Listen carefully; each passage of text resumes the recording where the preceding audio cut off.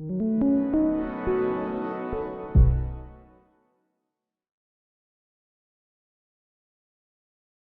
here in San Francisco with Dr. Warren Farrell. Tell me about yourself. Tell me where you started. Tell me your degrees and tell me all the books you've written. And also tell me about how you got to this point in your journey. I started with my mother's great pain at giving me birth, and therefore some empathy for women. And then that began to be tapped into when I was teaching at Rutgers in New Jersey, and I was simultaneously doing my doctorate at NYU. And the women's movement surfaced, and because I was teaching political science, I integrated the politics of the women's movement into my political science courses. And my students said, "Man, when you get to this section, you got fire in your belly. Yeah, You should because it's really." about equality. Exactly, and I guess I just felt something happen for me about purpose, and at that point, but all my fire was toward articulating what the women's movement was saying and refuting the points that people were making to put down the women's movement. And so I started to get, and people in my class were very negative about it at that time. At that time, it was sort of the beginning of the women's movement. The words were dyke and bra burners and stuff like that. And so about half the class was very negative, about half the class was pretty positive. And so I had all the class, take roles, and then when they were all convinced that their roles were right, I had them switch roles, Right. and so to play the opposite side. Like I remember there was like a second grade or kindergarten experiment about the children that had blue eyes Yes. versus brown eyes, and they switched them in essence to. Hmm. It's a very interesting little construct. It was the kids that had blue eyes that were told that they were special, Hmm. and then they realized, oh, I am special. And Hmm. then a week later, they switched and said, oh no, all the kids with brown and green eyes, essentially. Yes. And then Yeah. they all said, oh, I knew it too. And so that sort of excited some passion on all of our parts. And so the students started saying, what are you doing your doctoral dissertation on? And it was something on grants and aids, which was destined to make me very well to do, gathering money for universities. And they convinced me, nope, you need to do something on the politics of the women's movement. Well, my dissertation committee said, "Oh no, that's just going to be a fad." And I said, "Nope, it is not going to be a fad. This is an evolution of the genders. We're free for the first time from the preoccupation with survival. Therefore, there'll be much more permission for broader, more fluid roles. And Right. this is not going to be a fad." I was also assistant to the president of NYU, so they didn't argue with me too much. And so they said, "Okay, go for it." As I was doing my dissertation on that issue, I joined now to sort of research the National Organization for Women in New York City. They eventually asked me to form some men's groups, Mhm. one of which was joined by John Lennon. So I did that, and the men's groups worked out really well. And so I started speaking all around the world on women's issues. But I realized that as I was speaking on these issues, I really wasn't getting people to understand each other. So I started to, instead of just representing women's perspectives only, I had all the men in the audience come forth in a role reversal date. I said every woman is in a beauty contest every day of her life. So if you really want to walk a mile in women's moccasins, come up here, walk a mile in women's moccasins. Women, get into the audience. You're the judges now. You just look over the boys and men just from the bodies. And from that moment on, I called them just boys. And the women then chose their top 6 candidates, and we asked moral virtue questions to the top 6 candidates. And the guys went through the process and they said, whoa, I've never felt so devalued, just focused on from my body. And I'm really glad I won or as a finalist in the beauty contest, but I'm also feeling like what many women must feel like, just having their bodies be important to the other Yeah. sex. And so the guys got it. And then I'd ask the women to take some of the risks of sexual rejection that men often take. And so I've already segregated the women into the women who were projecting that in college they would, 5 years after college, earn the most money, and the women that would earn the least money. Some of the most attractive women were in the back rows, projected to earn the least money. And so I had to work on the guys to let themselves only be attracted or only be interested in the women who were in the front rows, who would projected to earn the most money, who could take the best care of their children, move into the best neighborhoods with the best schools and so on. Right. It And becomes a that snowball. became a snowball. And that was a job, getting the guys to focus on the women in the front rows, especially the ones that were the less attractive of those women. And so, but I did. And then those women in the back rows began to feel like losers, like guys who earn very minimal or no money are losers. Most guys know that they could be reading the boy crisis and the unemployment line and nobody would care. Then the women came up and asked the men out, and I persuaded them to go to the men that they were most attracted to, no matter what, which were usually the guys that were finalists and the winners of the beauty contest. And so those guys got, many women coming to them, and they started to just feel very like, pretty proud. And the women started to compete to say that, I have a Porsche, or I'll take you out to the best restaurant, or, I'll do this and that, lying to the left and right just to be not rejected. And so the Yes. women came back afterwards and said, man, up until this moment in my life, every time I've used the word jerk, it's meant guys. But I clearly, in trying to compete to get a guy to go out with me, I clearly behaved like a jerk. Yeah. I lied, I exaggerated, I physically pulled the guy to come with me to separate him out from the other guys. I'm so glad I'm not a guy. Would be the most frequent comment I'd get from the Yeah. women. Yeah. And so what I left at the end of the time with was just this enormous appreciation on the part of both sexes for the burdens that the other sex carried and how little they understood about that. And that's sort of if one were to summarize me and my style in a sentence or in a concept, it would be, walking a mile in each other's moccasins. And now, as you probably know, I do couples communication work around the country and trying to get both sexes to be able to overcome the Achilles heel of all human beings. And the Achilles heel of all human beings, I feel, is our inability to handle personal criticism from a loved one without becoming defensive, especially when it's given badly. And almost all of us feel that any criticism given from a loved one is given badly. It can be. It can be. It can be hard. Yes, It can be really hard. But the issue is that being in a coupling or being married or being in a union, part of being married is learning to grow, learning to be better in the end of it. Not when it comes to an end, but 10 years later, I have grown because he or she has helped me grow. Yes. And that's the beauty of being in a union. It is. And all that beauty is understood by almost all of us who have been through a long-term relationship, and is understood by none of us the moment we're being criticized. And so, what I understood from my writings is that my writings can help people feel a deeper compassion toward the other sex, which I feel right now men have, the women's movement did a wonderful thing, and it expanded the options for women, and it gave women multiple opportunities that my daughters would never have had a chance to have 50 years ago. Right. And at the same time, it had two huge shadow sides to it. One was the demonization of men, and the other one was the undervaluing of the family. Because I was so deeply involved in the women's movement, when I began to do my research on families and father involvement and the importance of it, I was all in favor of the emphasis being on women's freedom to raise children by themselves if they wanted to, and women's freedom after divorce to be the person to be, I would say, they know the children probably best. They want what's best for the children.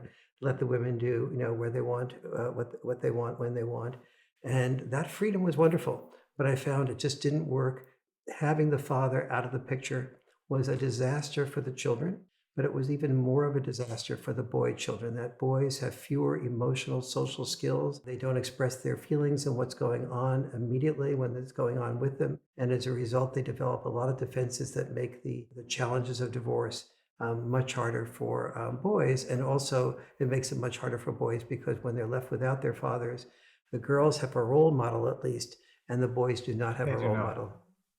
It's really about life outcomes. What I find really fascinating about all your writing is that you talk about why men make more, you talk about the myth of male power, and you've written The Boy Crisis. And originally when I thought The Boy Crisis was coming out, I was like, oh, it's going to be okay. No, it is a tour de force. It is epic. It's epic because a third of it is endnotes of research data pouring over 10 years or 20 years of data to say, this is why the life outcomes for boys are bad. This is why the life outcomes of running 0-100 or 80-20 parenting. Our problem in the US is very interesting. it seems to be that in 45 states, if you're a heterosexual woman, you're going to get 27 days a month with your kids in a divorce, or Mhm. if you split. If you're a heterosexual man, you're going to get 4 days. And if you're an LGBT, you're going to get 15. So what that means is that the heterosexual mom is a better mom than the lesbian mom. Yes. And the homosexual dad is a better dad than the heterosexual dad. This does not work. This does not work. Yes. It's crazy. Yes. It's broken. It's really a broken system. And I think one of the best ways of understanding that is to see what's happened to boys and girls over the last number of years. I talk in the Boy Crisis book about all of the evidence, what's happening in boys educationally, what's happening to boys in terms of mental health and physical health, what's happening to boys in terms of setting themselves up for a better future. And all of those are disasters. And I can sort Yes. of like look at those in greater depth. In fact, let me spend a moment doing Yeah, that. let's do that. One of the things that struck me was looking at Pisa tests, which are international tests that are given by the UN, part of the UN, all around the world. And they find that in all the 63 largest developed nations, that girls are doing significantly better than boys in every subject matter area. Now, and in most subject matter areas in almost all countries, but in every subject matter area in many countries. And it used to be that boys would do better in math and science, girls would do better in reading and writing. Now girls are doing about as well or sometimes better on math and science, but boys are falling way behind on reading and writing. And reading and writing are the two areas that are the greatest predictors of success, which probably goes without saying. And so so that's number one as an example. So that made me ask, what is happening in developed nations? And what's happening in developed, which is where the boys are falling so far behind. And what's happening in developed nations is that there's permission because survival in developed nations is more taken care of than it used to be in the past. And so the society can afford more permission for two things. One is divorce, and the second is children being raised by moms without being married to the dads. So I started looking at those two groups, and I found that when there was a divorce and four things happened, then boys didn't have enormous problems. When there was a divorce and the boys had an equal amount of time with mother and father, when there was no bad mouthing from mother to father or father to mother, when the mother and father lived close to each other within about 20 minutes drive time, and when there was couples counseling or relationship Right. counseling, when those four things were existing, then boys did not have huge problems after divorce. So are those your 5 must-dos? These are the four must-dos. The 4 yes. must, I'm Right, sorry. no, So those are the 4 must-dos? yes, those are the four must-dos Right. after divorce. You really have a good memory from the. Oh, the book, yeah, right? we're going to go through it. Yeah, That's- sorry. Yes, those are the four must-dos that if you have to do a divorce, which is a challenge and a problem for children, if you have those four must-dos, that challenge or problem for children varies, but many of the children will do almost as well as in an intact family. Right. So one of them is no bad mouthing, which is parental alienation. Right, exactly. It tends to be that women commit that about 5 times more than men do. Yes, that's from interviews of children 4 or 5 years after divorce, asking the children, which did neither parent badmouth the other? Did both parents badmouth the other? Or did just the mom badmouth the dad or dad badmouth the mom? And the children responded. Only 11%, by the way, said that neither parent badmouthed the other. Only which is 11%. deeply sad. So it's a 5-to-1 ratio of the mom being more likely to badmouth the dad than the dad being more likely to badmouth the mom. So why is that such a huge life outcome failure for children that their parents commit parental alienation or do bad mouthing? Why is it bad for those kids? Because when the child looks in the mirror, what she or he sees is half of me as the dad and half of me as the mom. So if the mom or dad are being bad-mouthed, the child fears that that half of him or herself is something inherently bad. If the mom says, dad is always a liar, dad is a narcissist, dad is irresponsible. The child looks in the mirror and says, well, maybe, let's see, I'm looking in the mirror, maybe I'm a narcissist. Maybe there's something, I did lie the other day, maybe I'm just an inherent liar. I wasn't as responsible getting my homework in on time as maybe I'm inherently irresponsible like my dad. And so that sinks in. Right. Now with a girl, at least the girl who's living with the mom is more likely to see the tapestry of her mom in very nuanced ways. So the mom is not a straw mom, whereas if the child is living with the mom and is hearing these things about the dad and seeing the dad very minimally, the dad becomes like a straw dad, and that half of the child becomes like a straw dad. So the child's options are let's say it's a boy and he wants to tell his dad, mom said this about you. Well, he knows intuitively that that will only lead to an argument between dad and mom, which will further destabilize his relationship, which is already more destabilized than he wants. Conversely, he can talk to the mom about it and alienate the one person who's supposed to be on his side 90% of the time. And so he's caught between a rock and a hard place. And most boys, especially, are not good about saying, I have feelings. Let me talk with these feelings. I think I need a therapist. Would you get me a Right. therapist and let me talk these things through with the therapist? Because boys aren't trained to do that, and boys may not be evolutionarily able to handle that Mhm. without a serious amount of work.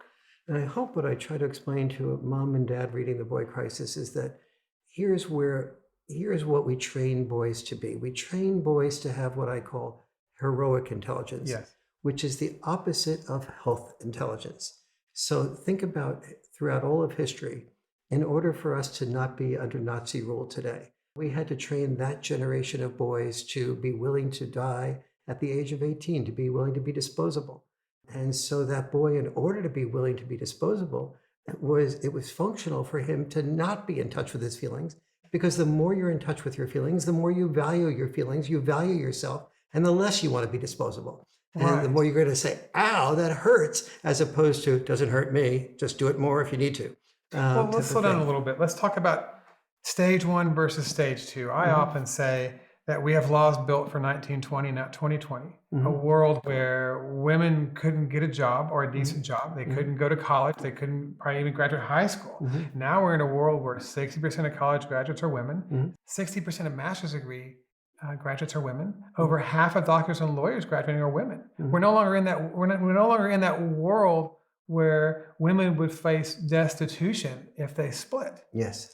In And at this, the by the way, was the brilliance of the women's movement. They prepared women effectively for the next stage of life, the post-survival the stage, post-survival in which stage, they intuitively sensed there would be permission for divorce. And right? therefore, our daughters needed to be prepared for a world where they weren't just completely dependent upon male income. And it would be bad for them to always be dependent. Yes, yes, exactly. So for stage one, as I understand it, stage one is, he would do the hunting or the fishing or the plowing of the fields, and she would take care of the children and take care of making all the food from scratch, cleaning the house, and there was no more time. Yes, Everything was dire. If there was no food, you would die. right. There's no government to come give you money to save you. Mhm. And now we're in a world where we have all these appliances and machines, and everybody has a lot of education, and we're free to go out and make money. Mhm. The thing I find fascinating about your writing is male disposability. I have been dwelling on this for about 2 or 3 years, pondering over it, really digging through it. And for men, we have to lose our life to get a life. Yes, yes. For men, in order to find a woman, we have to work extra hard. And once we do find them, in order to keep her, we have to work even more hard.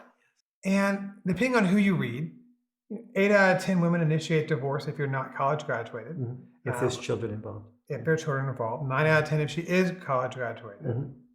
I find that very perturbing. And I look back at the divorce initiations post-war in the late 40s, and they're almost on parity. Mhm. Mhm. And now women are initiating. Yes. And it seems to be for two reasons. One is cash and prizes. The money is just so good.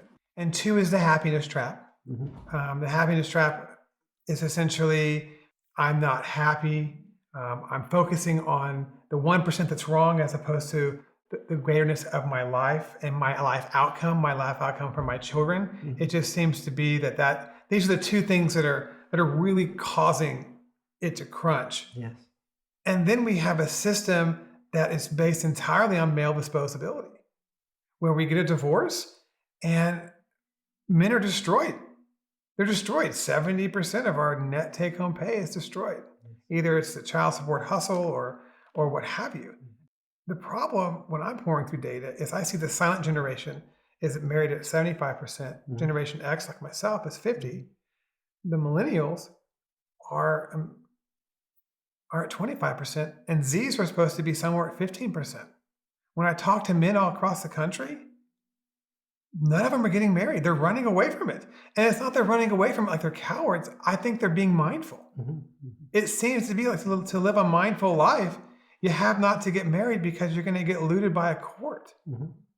The one fascinating thing I really found is that Colorado and Southern California lead the world in fertility clinics. 40% of people running at a fertility clinic are heterosexual couples. The other 40% are LGBT for obvious reasons. And what struck me was the other 20% were single men looking to avoid the family court. If you're a poor man, you're going to end up paying $150,000 to $200,000 in child support. If you're a middle class man, it's $500,000, let alone all the legal entanglements. And when I talk to men in their 20s, they're like, no, I'm never going to get married. And I talk to people in their 40s and 50s about this construct of cash and prices, and they're like, oh, this is ridiculous. I'm going, when I talk to them in their 20s and early 30s, they say, oh, my dad went through it, my uncle went through it, my brother went through it. I'm not doing this. It's a nightmare. And then when you look at the birth rates, the falling birth rates, in 1970, we used to have about 3.5 children per couple. Now we have 1.8. We're heading to 1.5 very quickly. It seems to me that we are running towards the end of marriage altogether. It's interesting. I've talked to some women that say, well, men just use their money to lord over them. And in response, I'm like, I don't see any garbage collectors or taxi cab drivers or any of that where they do that. They do that in order to have or to keep their marriages or to get a girlfriend. That's why they do it. It's not to lord money over you. And as a man, I hear that and I'm affronted with this construct of that. I have to work super hard to get one and to keep one. I mean, that's my own inner disposability. And so, yes, what happens with when you look at the fact that men who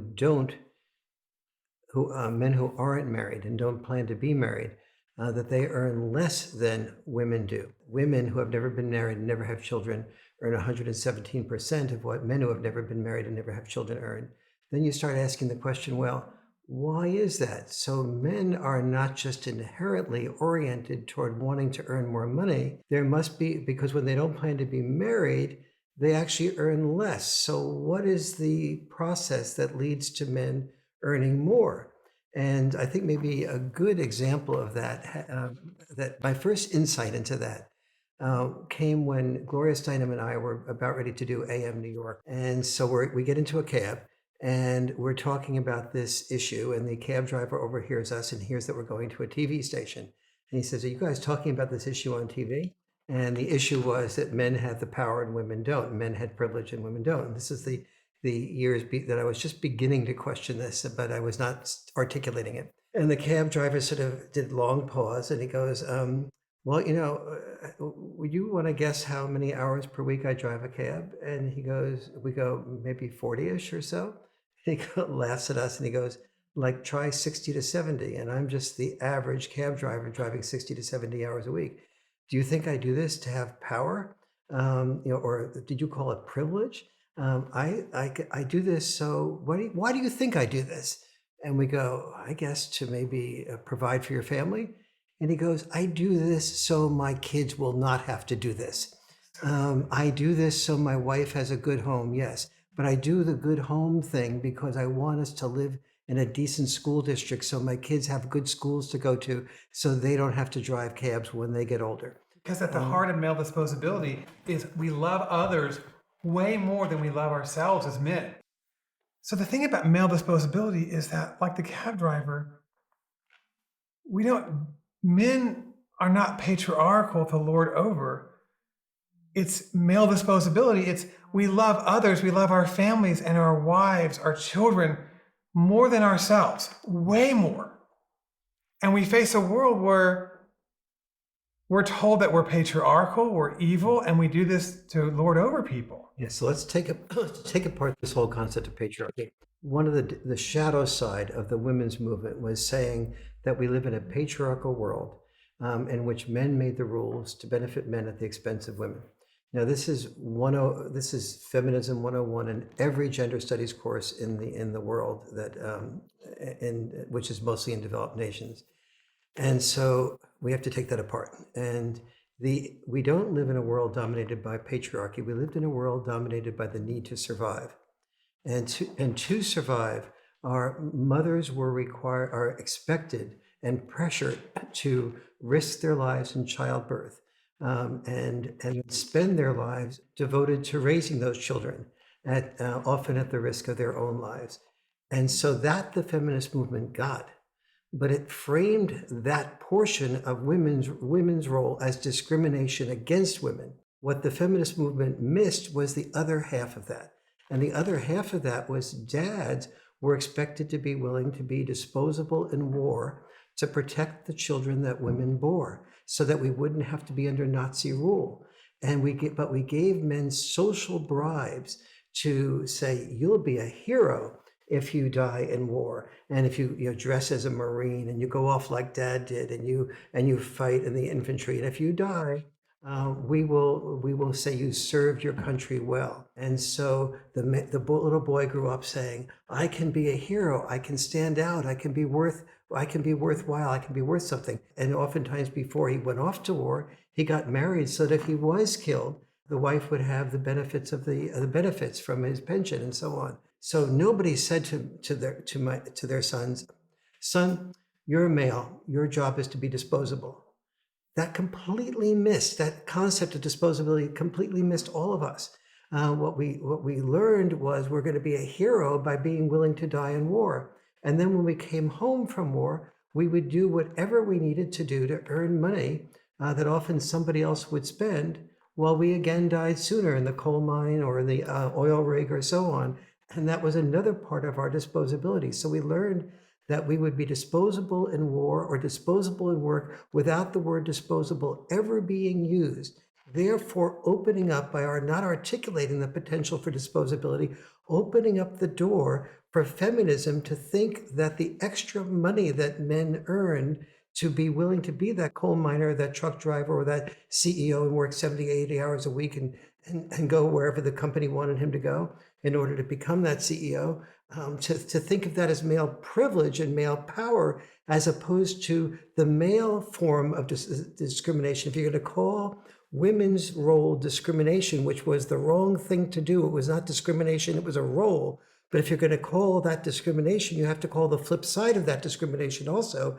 The discrimination against men was the expectation and the pressure to earn more money. Yes. So the feminist movement took the outcome of earning more money and called it privilege and power for men, and a conspiracy on the part of this patriarchy to design rules that benefited us and not women, and missed completely the fact that from a male point of view, that was the pressure and obligation is not about privilege and power. No one who feels pressured and obligated to do something feels privileged and powerful doing it. Power is about the ability to determine our own lives. What the women's movement has done is given power to women by saying, if you have children, you have three options. Option one is to be full-time involved with the children. Option two is to be full-time involved with the workplace. Option three is to do some combination of both in whatever order you want to do them. And you guys, you have three options too. Option one is to work full-time. Option two is to work full-time. And option three is to work full-time. We have to work full-time. Or if you're a working class man, work two jobs, or if you're a upper class man, work overtime.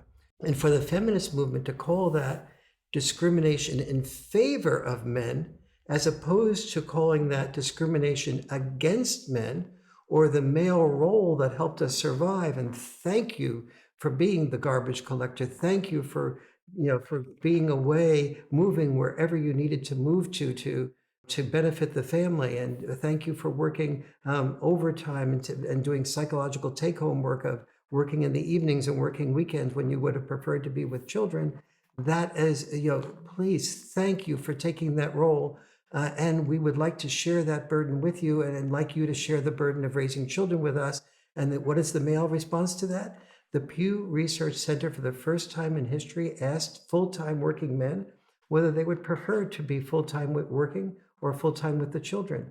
And 40, to their astonishment, 49% of full-time working men, so this is not men unemployed at home, full-time working men said that they would prefer to be full-time with the children, except they couldn't be because they needed to earn the money. Correct. And so for half of men, this is an unarticulated, unsympathized with discrimination against men, in which the word discrimination against men is never used, as it is with women playing their role.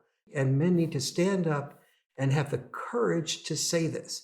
And men say to me, well, if I say this in any mixed group, I'm going to just be knocked, I'm not going to be popular. You're not going to be popular. They're going to be ostracized. But let me challenge that for a second.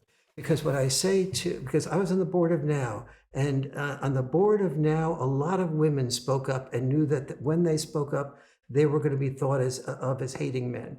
And they spoke up nevertheless. They had the courage to do that. And we guys, we have to take responsibility. We can't, as the title of one of my books, I felt so strongly about this, I titled one of my books, Women Can't Hear What Men Don't Say. It is our time, for the first time in human history. We've been speaking up about a lot of things like getting higher wages, but all the things we've been speaking up about are things that led the higher wages protected our families. We were willing to speak up about the things that protected others, but we're not willing to speak up about the things that protected ourselves, because we've always learned that any man who complains about something that affects him is a whiner and a complainer, and women don't fall in love with whining men, they fall in love with alpha men. And we wanted to be the man that a woman fell in love with. And I'll give a really good example, I think, of this, which is buck elks. First of all, understand that in almost all species, about 85% of reproduction occurs from a woman with the alpha male in that species. Buck elks are one of those species that does that. So the females fall in love with the alpha male. The alpha male is the male that grows the biggest antlers. To be the biggest antler growing among the buck elks, about 30 to 35% of your calcium and nutrients and minerals are used up. So you actually are the weakest of the buck elks, but you appear to be the strongest. If the buck elk does not get rid of its antlers immediately after mating period, it risks dying if the winter comes before it replenishes all those nutrients. So this is a really good example, I believe, of men's weakness being our facade of strength. And it's the facade from everybody. The male himself thinks he's the strongest, when in fact he's the weakest.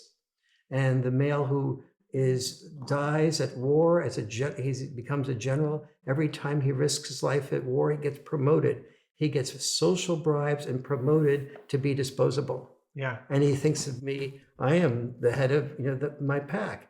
And what are you? You are the person who's been most vulnerable to the social bribes for male disposability. When we talk about male disposability, it's such a hard construct. Mm-hmm. It is really hard to deal with it, but I know it's real. I feel it every day. Mm-hmm. And for me, I am that Pew charitable person, mm-hmm. meaning I stopped working. I started working part-time because mm-hmm. my son had issues. Mm-hmm. Mm-hmm. I had to do that. Mm-hmm. Because I love my children more than I love myself. It's the Golden My Ear quote. Yes. That's the reality of that.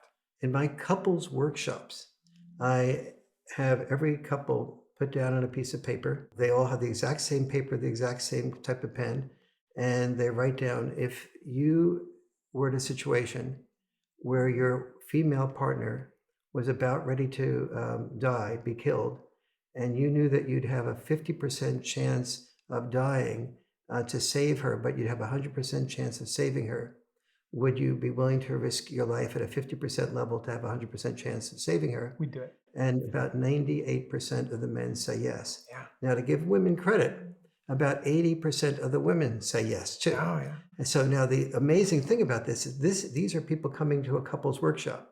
In a couples workshop, about a third of those people are saying, if this workshop doesn't work, I'm out of here. So even among, and many of the people coming to the workshop have gone to, 4 or 5 therapists or other couples workshops before. I'm happy to say that almost all the couples coming out of there, do feel much more in love at the end of that weekend. But the important point here is that the males in particular are willing to die. So even the woman that they feel in great conflict with is ready, it will be able to live. And it really helps the women to just sit back and say, my God, I am sitting next to a man who'd be willing to die for me. And I'm criticizing him because he brought home a quart of milk instead of a half gallon of milk. Maybe I should sort of reassess What's going on. what's really going on here.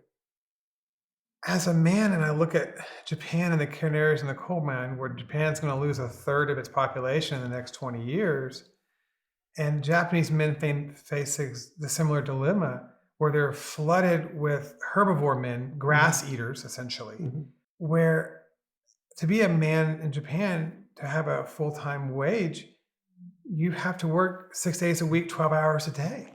And then what happens is you give your money to your wife, and then she divorces you because it's statistics. You give all your money away. You live in a tiny box by yourself. All these men have basically walked away in Japan saying, it's better for me to have a part-time job for $20,000 a year, effectively, and I'll get a roommate or two, and I'm fine. And what's happening here in the United States is exactly that. Yes. You see tiny homes. You see no buying of these major consumer electronics or any kind of fashion. J. Crew is dying. I mean, all that kind of stuff.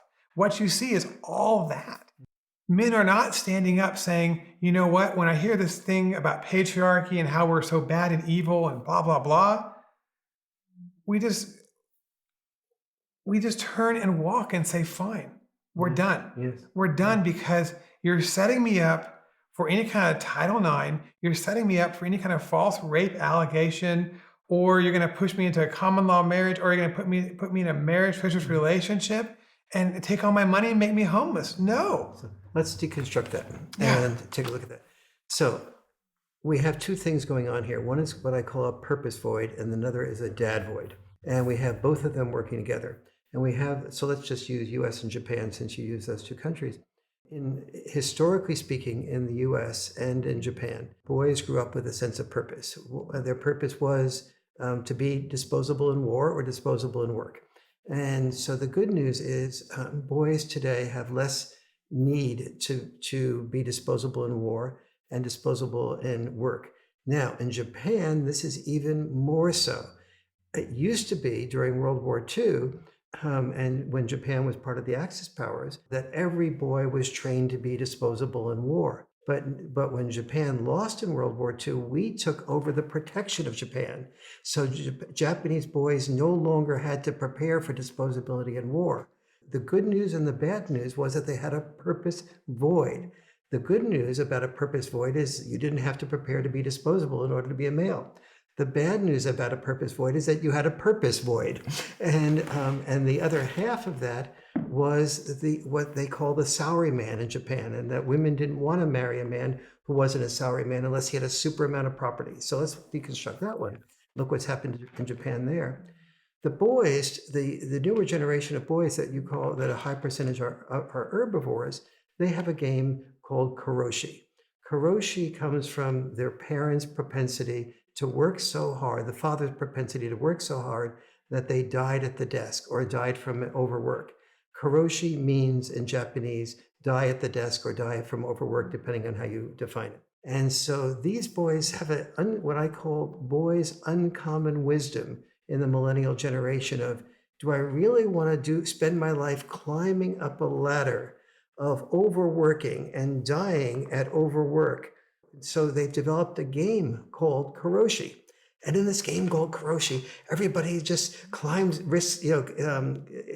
competes to climb up the ladder to the very top, to be this person of male privilege and male power. And the person who gets to the top, what they do, not in real life, but in the game, is they commit suicide. They commit suicide. They commit suicide. But what happens if you get a girlfriend?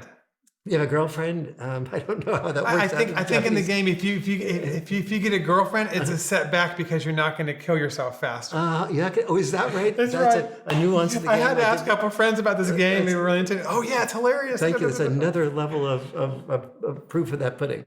So you can get a sense that what the Japanese who play karoshi are onto is that climbing to the top of the ladder to get to against a wall that you never chose out of your choice, what that wall would stand for, what you'd be climbing toward, is not power, but it's a myth of male power. And that is the understanding that led me to writing the book, The Myth of Male Power, that power is about having the understanding and the emotional support to discover who you are internally, and then to be able, with the guidance of your parents, to take that discovery of who you are and with their help guide you to having the combination of pursuing your passion with being able to sustain a family with earning enough money, and put the obligations of income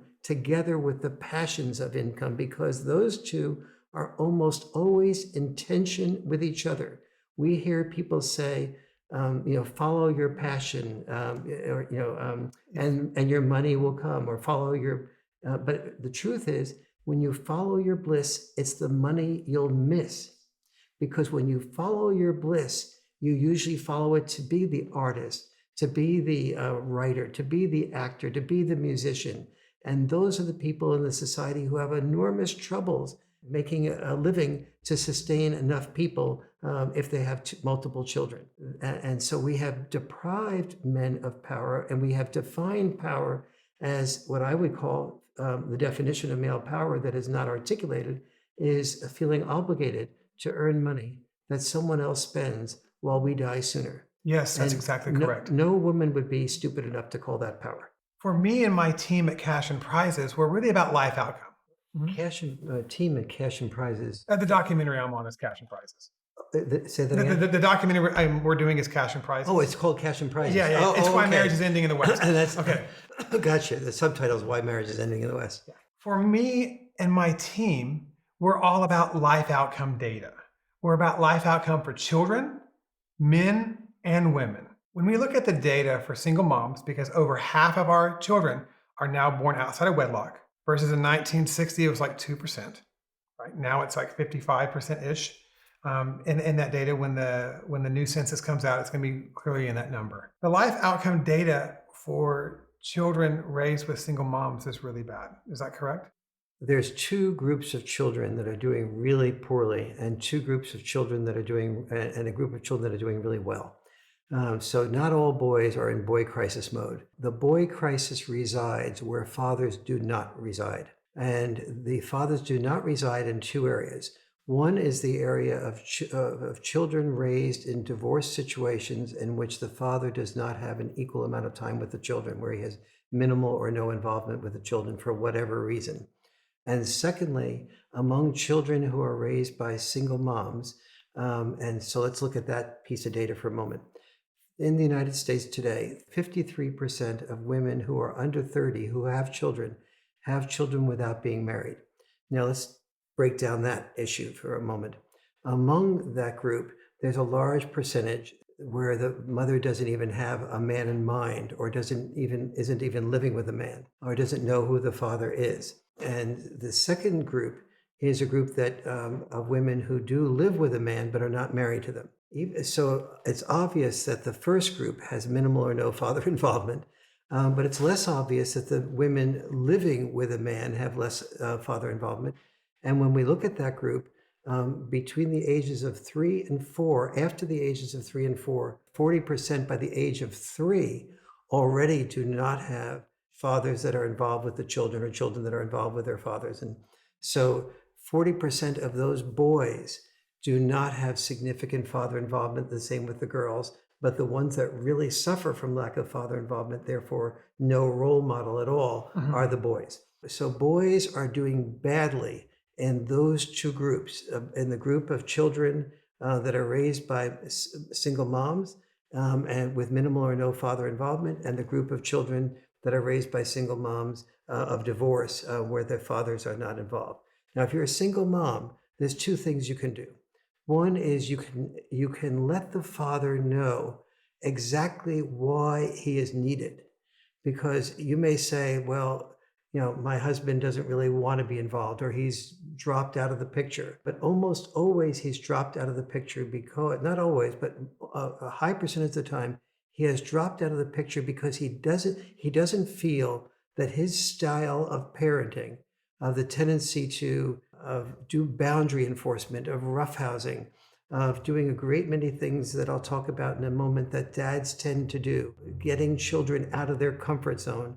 When he has advocated for that, when the children were young, oftentimes he feels that the mom has been in resistance to him, and the only thing he was appreciated for was earning money. And eventually the arguments became strong enough that the mother really wanted the father minimally or not involved, or wanted another man involved that she had fallen in love with more recently. And so the father then gets out of the picture. So the first thing you can do if you're a single mom is to study what I'll talk about in a little while, that I articulate to a much greater degree in the boy crisis, of the 10 major differences between dad style parenting and mom style parenting, and why both types of parenting are needed. Why we need what I call checks and balance parenting. Women have done a much better job at studying what the value of what they do, and nobody, almost no father understands and can articulate to his wife or the mother the value of what his tendencies are to do roughhousing, to do the boundary enforcement, to do the postponed gratification, to break children out of their comfort zone, and so on. But the first thing, the core answer to the question is, how do children do worse when they are raised without significant father involvement? And they do worse in more than 70 different areas. Children with minimal or no father involvement are far more likely to be, that's the single biggest predictor of being a drug addict. So just think of opioid crisis, and you get a little bit of a sense. And prison? And prison, we have a lot of women's centers in the United States, and we have men's centers too, but the men's centers are called prisons. But they're not just prisons. They're prisons in which almost all of the men in the men's centers are dad-deprived boys. In the prisons are dad-deprived boys. Almost all of your school shooters and your mass shooters are dad-deprived boys. A few years ago, there was a study done by 3 female sociologists of ISIS recruits. She found that all of the ISIS recruits had in common, not all of them, almost all the ISIS recruits had in common the lack of father involvement, not just the males, but the females. Now understand what these 3 female sociologists, how they discovered this. They didn't even ask the question about father involvement when they did the first round of interviewing of these ISIS recruits. It came up voluntarily so frequently by the ISIS recruits that had been captured at a Lebanese prison where they did these interviews, that they realized that this was a significant factor. That is, they didn't even take it in there as a possible significant factor. Because they couldn't see it, because they didn't want to see it. Well, I wouldn't. Or no, that's wrong. Want to see it. We haven't educated anybody to see that. Correct. And, so as a populace, we don't see this as being a problem. Right. We don't see it as a significant problem. I mean, let's be fair about this. If I approach a judge and say, Judge, in divorce court, do you feel that children will do best with both parents after divorce? About 90% of judges will say yes at that level. But if a particular mother says, I fear my husband, or my husband allowed the children to go to the schoolyard and they got beaten up at the schoolyard, and he went back and watched an NFL game, he's filled with just neglect of the children. He doesn't care about the children. He just cares about himself. And so if the woman expresses fear for herself, then the judge will take his or her propensity to feel that the children will do best with both parents and rule in favor of the mother. Now, when a mother goes to divorce court and she wishes to be free from the man and maybe get involved with a new man and move out of state, and she then goes to a lawyer and say, this is my desire, almost every lawyer will instruct her to say, I'm afraid of my husband. And the lawyer will ask, have you ever been hit by your husband? And if she says no, she said, well, has he ever raised his voice at you? Of course. And so all right, so would you be able to say that when he raises his voice at you, you're afraid of him? Yes. Okay, so use the fear word in court. And then that leads the judge to go away from his or her natural instinct to give the children to both parents and to err on the side of giving the children to women predominantly, unless it's overwhelming evidence to the contrary. And so I don't want to ascribe worst intent to anybody, but this is sort of the way it evolves in court and the way it evolved in the lack of consciousness on the part of these three female interviewers to discover the lack of father involvement in among ISIS recruits. So if you look at what, so this is ISIS recruits, this is school shootings, this is mass shootings. It's gangs. And this is gangs. It is also, we care a great deal about our children not becoming alcoholics. The alcoholism is far more likely to occur. We have alcoholism, it gets triggered by environmental stress and environmental types of things where we're trying to repress things. And the children who grow up without dads, they don't have guidance to channel their testosterone in constructive ways. When boys don't, in adolescent years, have this enormous surge of testosterone, and we don't have dads to help us know how to respect and treat women, to know how to take risks with women, but not so many risks that the woman feels overwhelmed, then the boy becomes fearful without that father guidance of how does he take risks without being rejected. And he tends to withdraw. Boys without fathers are far more likely to be depressed. They're far more likely to be alienated. They're far more likely to commit suicide. Lack of father involvement is the single biggest predictor of suicide among boys. What about the ACEs study? Well, why don't you share your definition of what the ACEs study? I know what it is, but you're probably better articulating it. When I talk about the ACEs studies with all of these counselors and psychologists, they all say, what the first question they ask you? Well, first of all, the ACEs study is the largest, most comprehensive social science study ever done in human history. And what the psychologist will tell me... Explain what ACE stands for. And I can't remember. Okay, yes. Yeah, I forget myself. Yeah, but the ACEs study, you can Google the ACEs study. It's basically a life outcome study of predictors of success or failure in society, in American society. And the first question they ask you is, are you a child of divorce? Yeah. That should be telling. Yes. I'm sorry to interrupt you, but we are talking about suicide. So we talked about ISIS, we talked about drugs, we talked about suicide, we talked about prison, men's centers. What else is there? Unemployment. And well, I'll get to the reasons, the slippery slope that leads to unemployment and a sense of purposelessness, a sense of alienation, no friends, addiction to video games, addiction to video porn. And I'll talk, if you ask me about this, about what the problems with porn are. It's not just a moral problem. It is a brain problem. It's a dopamine problem. What are the problems with addiction to video games? A certain amount of video game playing is actually healthy for you.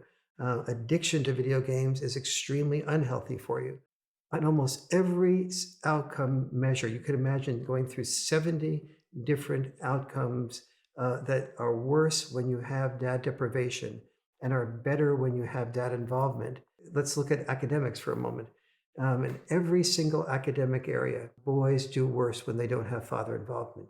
But when children grow up in wealthy communities with good schools, the boys do worse in math and science when they grow up in wealthy communities with good schools than boys do who grow up in poor communities with poorly ranked schools with father involvement. So what you're saying is that if I grew up in Watts versus Beverly Hills, and I am married with children, my children in Watts are going to outachieve my children in Beverly Hills if I were divorced. Is that correct? With Watts as metaphor and Beverly Hills as metaphor, yes. I don't know about the Watts versus Beverly Hills statistics per se, exactly. But yes, exactly. And so these are all These are a few examples of the 70 plus outcomes of boys doing worse. Boys are far more likely to drop out of school, to have discipline problems if they have minimal or no father involvement. They're far more likely to be have fewer friends. They're far more likely to be disobedient to their parents. They're far more likely to commit crimes. Almost all your criminal acts are acts of minimal or no father involved Yeah. boys. Boys more than girls. And so, so there's multiple questions that are buried in this outcome data. And one of the reasons is why. When I read your book, I read about telomere data, how boys have 40% shorter telomere data. So what that would mean is genetically, your DNA is like the hardwire of a computer, and your telomere data is your software. And so when you start talking about life outcome and telomere data being so short, it means that you're going to be sicker and not live a longer life. Yeah. Essentially, is that correct? Yes, here's the exact data. When, first of all, telomeres are a part of your cell that contains all your genes, and your cells are constantly reproducing. And as your cells reproduce, they either reproduce shorter telomeres, which have fewer of your genes that protect you from cancer or heart disease or other problems that may be inherited in your family.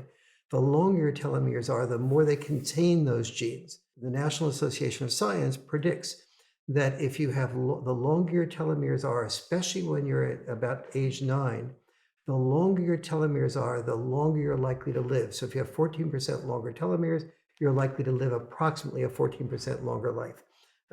If your telomeres are shorter, the reverse. So measuring children who at the age of 9 have had minimal or no father involvement, among those children, on average, boys and girls combined, on average, their telomeres are 14% shorter when they've had minimal or no father involvement. However, breaking boys down versus girls, the boys' telomeres are yet again 40% shorter than the girls. And this is a metaphor, I mean, aside from being literally scientifically true, and this is printed in peer-reviewed journal Pediatrics in 2017. So this is recent data, it's peer-reviewed data, and it's as solid as we don't even know all the reasons why father involvement is so important that it would lead to something as powerful as having shorter telomeres when there is no father or minimal father involvement and longer telomeres when there are. We just know that that is the outcome. So when we choose to go it alone as a parent and we choose to not have both our parents, it means you're literally shaving decades off the life of your children. Yes, that is, you are shaving decades off the life. You're shaving, and they're going to be sicker too, right? Precisely. All along, you're making them more vulnerable to sickness. So, for example, boys and girls who don't have father involvement are far more likely to be absent from school. They're far more likely to go to the hospital. They're far more likely to spend more days in the hospital. They're far more likely to go to emergency rooms more frequently, and so on. They're far more likely, by the way, to have later times going to bed, even though mothers set earlier bedtimes. When you compare children growing up predominantly with moms versus predominantly with dads, we find that the children have mothers set earlier bedtimes for children, fathers set later bedtimes, but the children actually get to bed earlier with the father than they do with the mother. Oh, So interesting. it's very fascinating. And if you ask me about why that is the case, I'll share, why that is the case as well. So, and again, these are maybe covered 20 of the 70. 20 of the 70. I think the big one is, I think the big scourge in the last 20 years has to do with, I think, a third of our kids are on ADHD meds. Yes. And most of those are boys. Yes. And so when I read things like The Myth of Male Power and I read The Boy Crisis and I go through it and I go, well, boys grow up with single moms. They go into schools that are largely women versus 20 and 30 years ago, they weren't largely women. Now they are because school systems don't want to hire men. Then they go out into the real world, or they go into college, which is predominantly dominated by women. And the teachers don't want to put up with male behavior or adolescent behavior. And so we give them drugs. Yes. So to understand why ADHD is about 30% level among children raised by single moms and 15% among children raised predominantly by dads, we really have to dig back. But the digging back is a worthwhile digging because it really teaches you a great deal about what dads do that are so important. And understand, if you're a single mom, a lot of these things are not proprietary to single dads. Dads are likely to do these things. Everything I'm mentioning, you can learn to do as well. And so this is available to you. Right. So, okay. But here's a typical dynamic between dads and moms, particularly after divorce. A dad and mom do exactly the same boundary setting. So this, what I'm going to be dealing with now is the difference between boundary setting versus boundary enforcement. Dads and moms are both likely to set boundaries the same way. Sweetie, you can have your ice cream as soon as you finish your peas. Dad and mom will both say that to the children. In a divorce situations specifically, and in life in general, the children will test the boundaries for both with father and mother. And the difference is in the way the father and mother respond to the testing of the boundaries.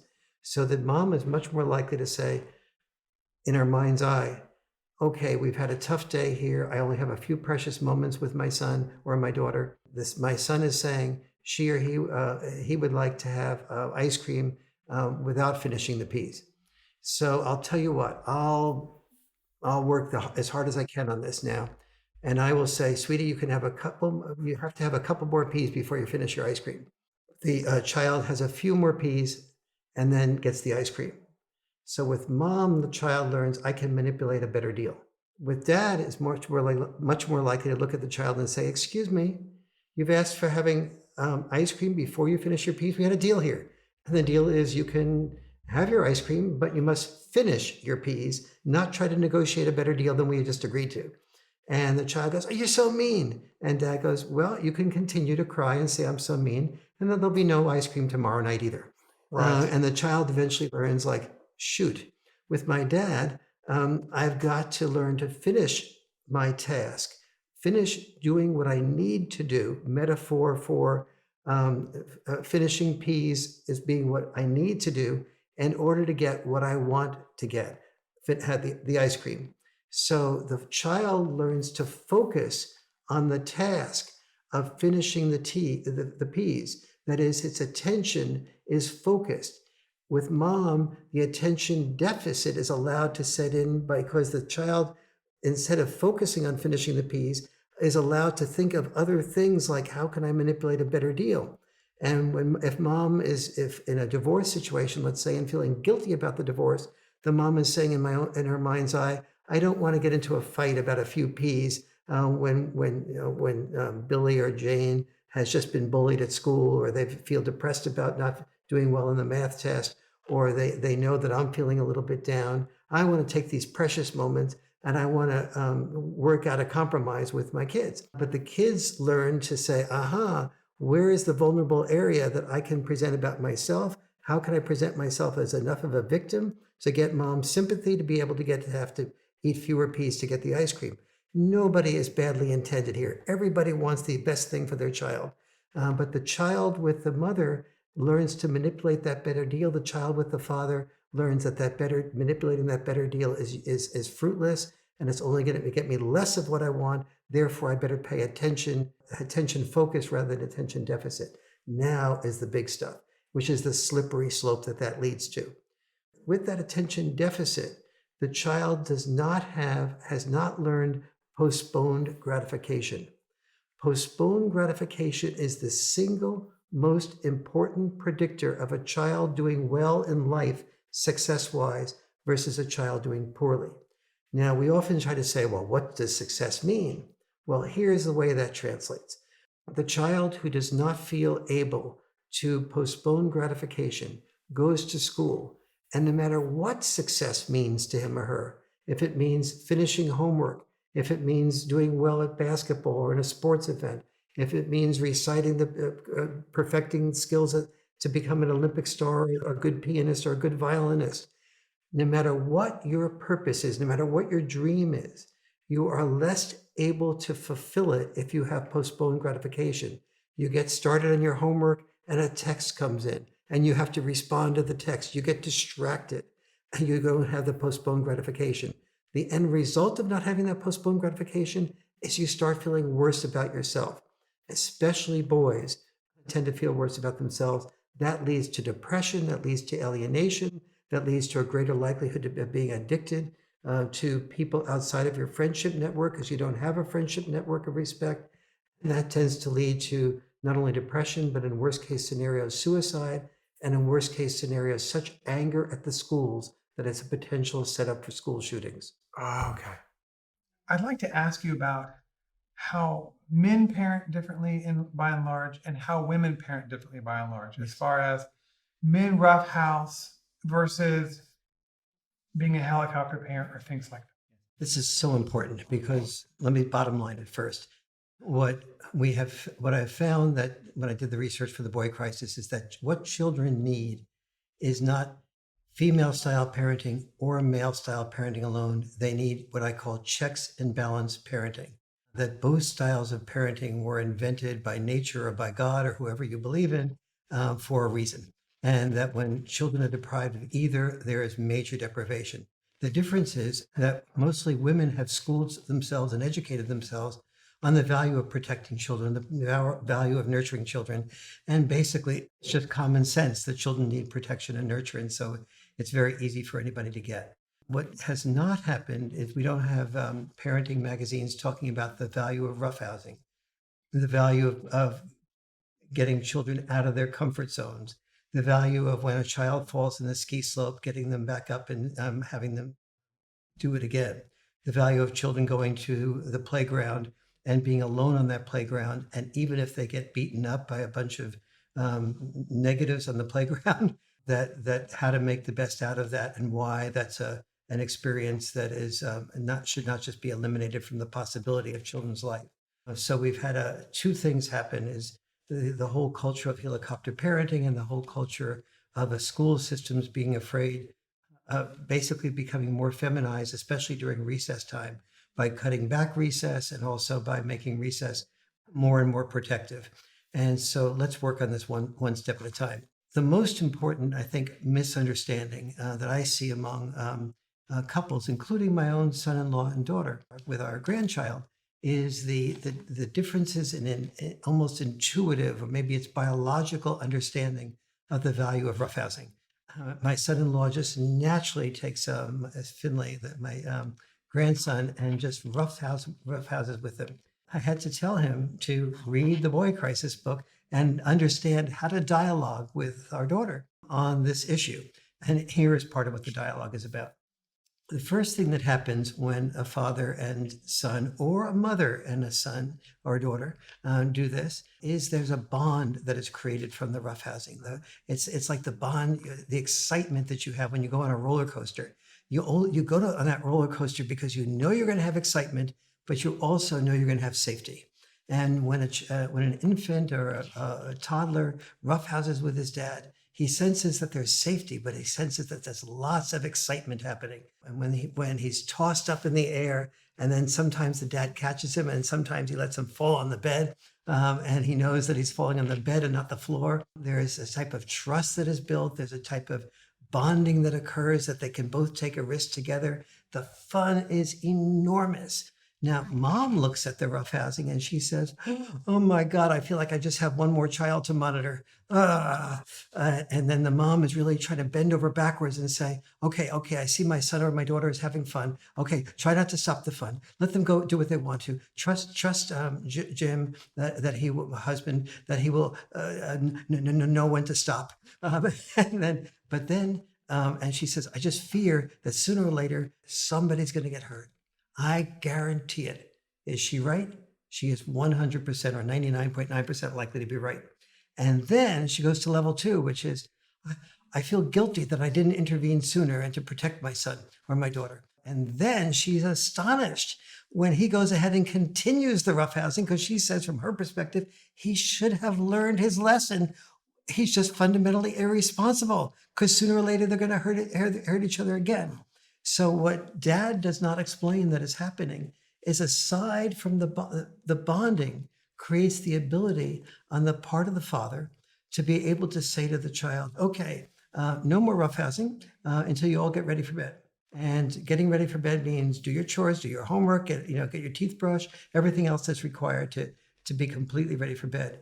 Your bedtime is 9 o'clock. Whatever time you have free after you finish all those things, and I check your homework, by the way, then I'll spend time reading with you or roughhousing with you more or doing whatever you want between then and 9. And mom goes, no, wait a minute. You just say roughhousing more just before you go to bed? You must be crazy. You know nothing about parenting. And the father goes, just wait and see. And sure enough, the child is roughhoused. Maybe also they usually don't ask for roughhousing, but sometimes they do. Other times they ask for their favorite story to be read to them. But either way, the child falls asleep. The child's happy. The child's de-stressed. The child is very bonded with the family. The child therefore feels very secure. That's only the beginning of the process. What we also know is that say those three children are roughhousing together. Let's say they're all on the couch and daddy's in horsey mode. And the children are sort of getting ready to jump onto daddy's back. And the job is to wrestle the dad to the ground and to see if they can win in the wrestling match. And so the older son, Jimmy, pushes Johnny and Jane out of the way. And dad goes, excuse me, here, wait a minute. You're not, you can try to get on there before Johnny and Jane, but you can't push them aside. You can't basically bully them. So you got to give them a fair chance. Well, what's a fair chance? And then daddy begins to sort of work with them as to, you can't do this and you can't do that. Now, the alternative is a lecture about being sensitive and empathetic to other people's perspectives. But instead of a lecture, dad is giving them the experience of when is too much, when is being assertive becoming aggressive? When is winning at the wrestling match being done without the consideration of the needs of your sister and the needs of your brother? And when is using your strength good, but when is using your strength bullying somebody else so that they don't have an equal chance? And all of these lessons are being learned. Why are they being learned? When they are not being done, dad is perfectly fine about saying, warning the child and then continuing the roughhousing. But then after the roughhousing continues, if that is violated again, dad's propensity is to say, end of roughhousing. We'll pick it up tomorrow night. Now, that last step is very pivotal because mom will be extremely sensitive to children's needs and children not bullying each other and pushing each other around as well. But oftentimes when the child does, mom will then repeat the statement about, I told you not to do this to your sister. I told you not to do this to your younger brother.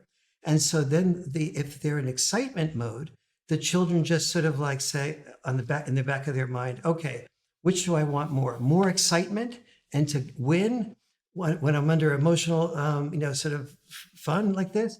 Or do I want, if mom is just going to remind me to not have more excitement, I'll take that reminder that I'll ignore it and I'll continue on and have more excitement.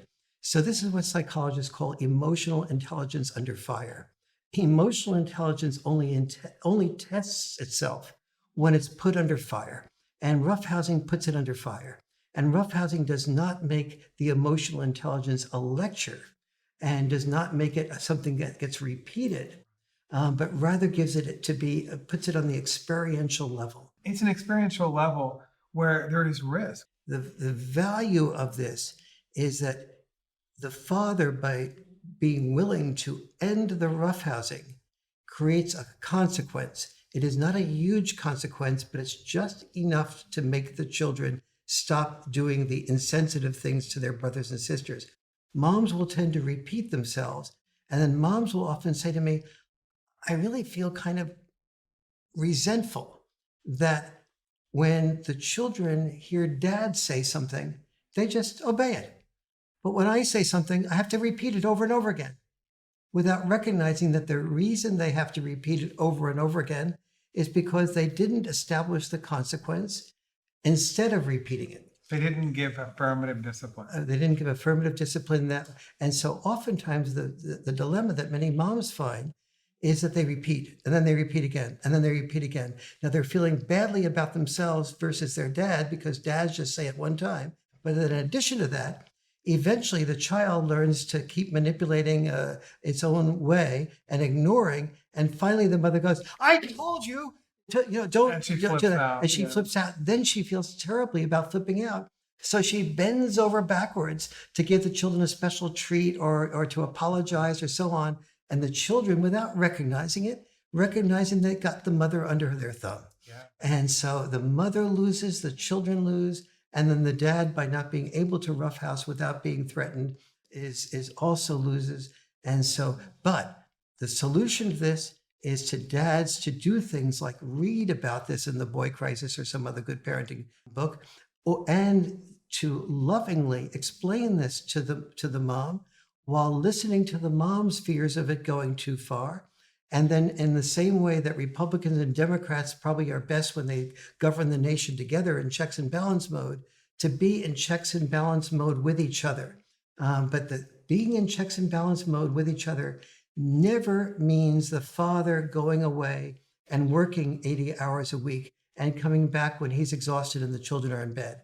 You have to have time to do this, time to be involved, not just as a Disneyland dad as a visitor, not just on the weekends, but also as a rule. And the weekend visitation that is so frequent in this United States, aside from the word visitation being like a prison word, that is an enormous insult to men. Can you imagine calling women moms the visitors?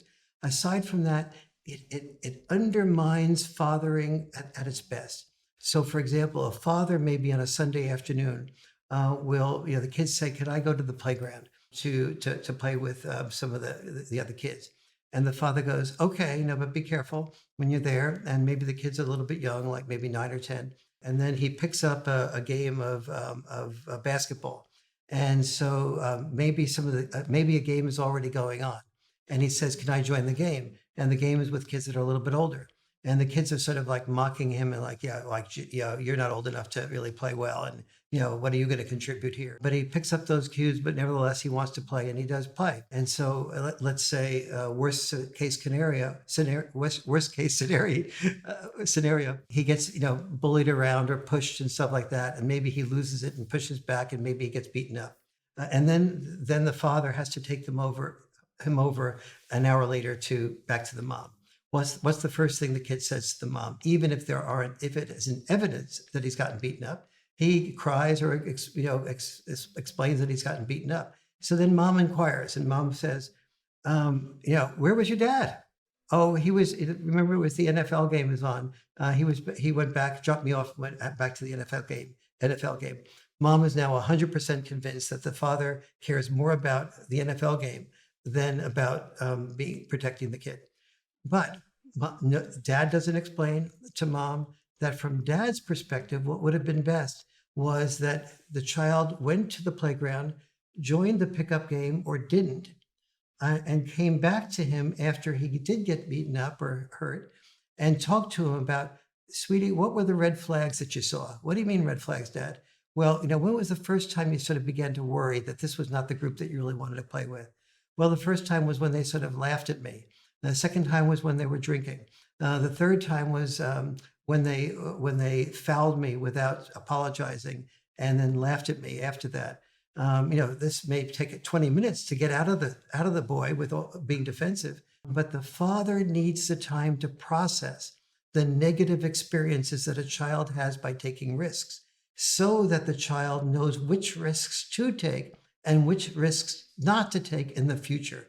And if the child is just visiting father and goes from father back to mother, the mother goes to the psychologist and explains this, and then convinces the child that dad doesn't care. And so the child then interprets the next time that she or he is left off at the playground as not being cared for, as opposed to being cared for in a different way. The father giving the child the risks and then trusting that if he's involved afterwards, that he'll be able to process the failure with the child, so the child will become increasingly nuanced, again, develop emotional intelligence under fire. But again, I don't blame moms on this, because moms cannot hear what dads don't say. And the next level of responsibility evolutionarily is for dads to start doing their homework about being good fathers and how to be a good father. And the culture needs to make the message very clear to men when they're boys. that your responsibility as an adult male, if you decide to have children, is to be a father warrior, WARRIOR, to overcome all the risks that society, the hazing that people will give you when you want to devote maybe full time to being a father, and that you have as much right to be a father full time as a mother has to be a mother full time, and that we're going to start training you for the process in kindergarten, in first grade, in third grade, in different ways. I'm going to train you at home. So if you have a younger sister or younger brother, here's the way to feed them. Here's the way to change their diapers. Here, when a neighbor says, one of your daughters babysit, your response is, I have 3 children. 2 are daughters and 1 is a son. They can all babysit. In fact, Jimmy is really exceptionally good at really playing with the kids and giving them a lot of fun. I used to babysit as a kid, and I have to acknowledge I was just everybody on the block used to compete for me to babysit with them because I roughhoused with them, because I played with them.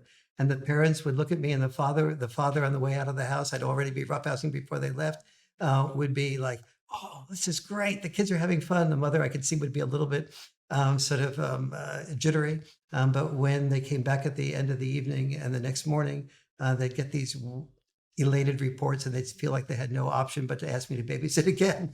And it was sort of that type of, that's what we need to help parents understand, is that the male is not the only good parent, but that the best parent is both parents. And here's the way to make that And happen. here's why. So we talk about the tender years doctrine and debunking that tender years doctrine.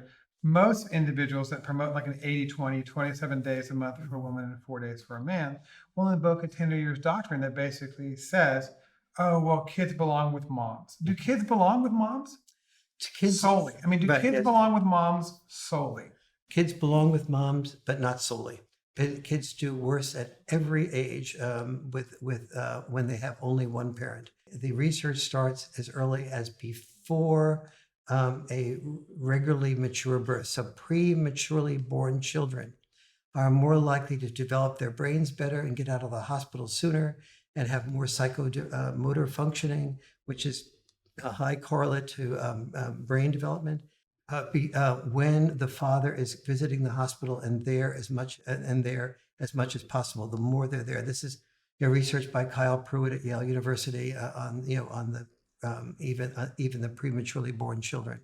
And then from the day the children are born in normal maturity on, and those first few years, the importance of the father being involved is enormous. So, for example, a father breathing on the child when it's first born helps the bonding process occur.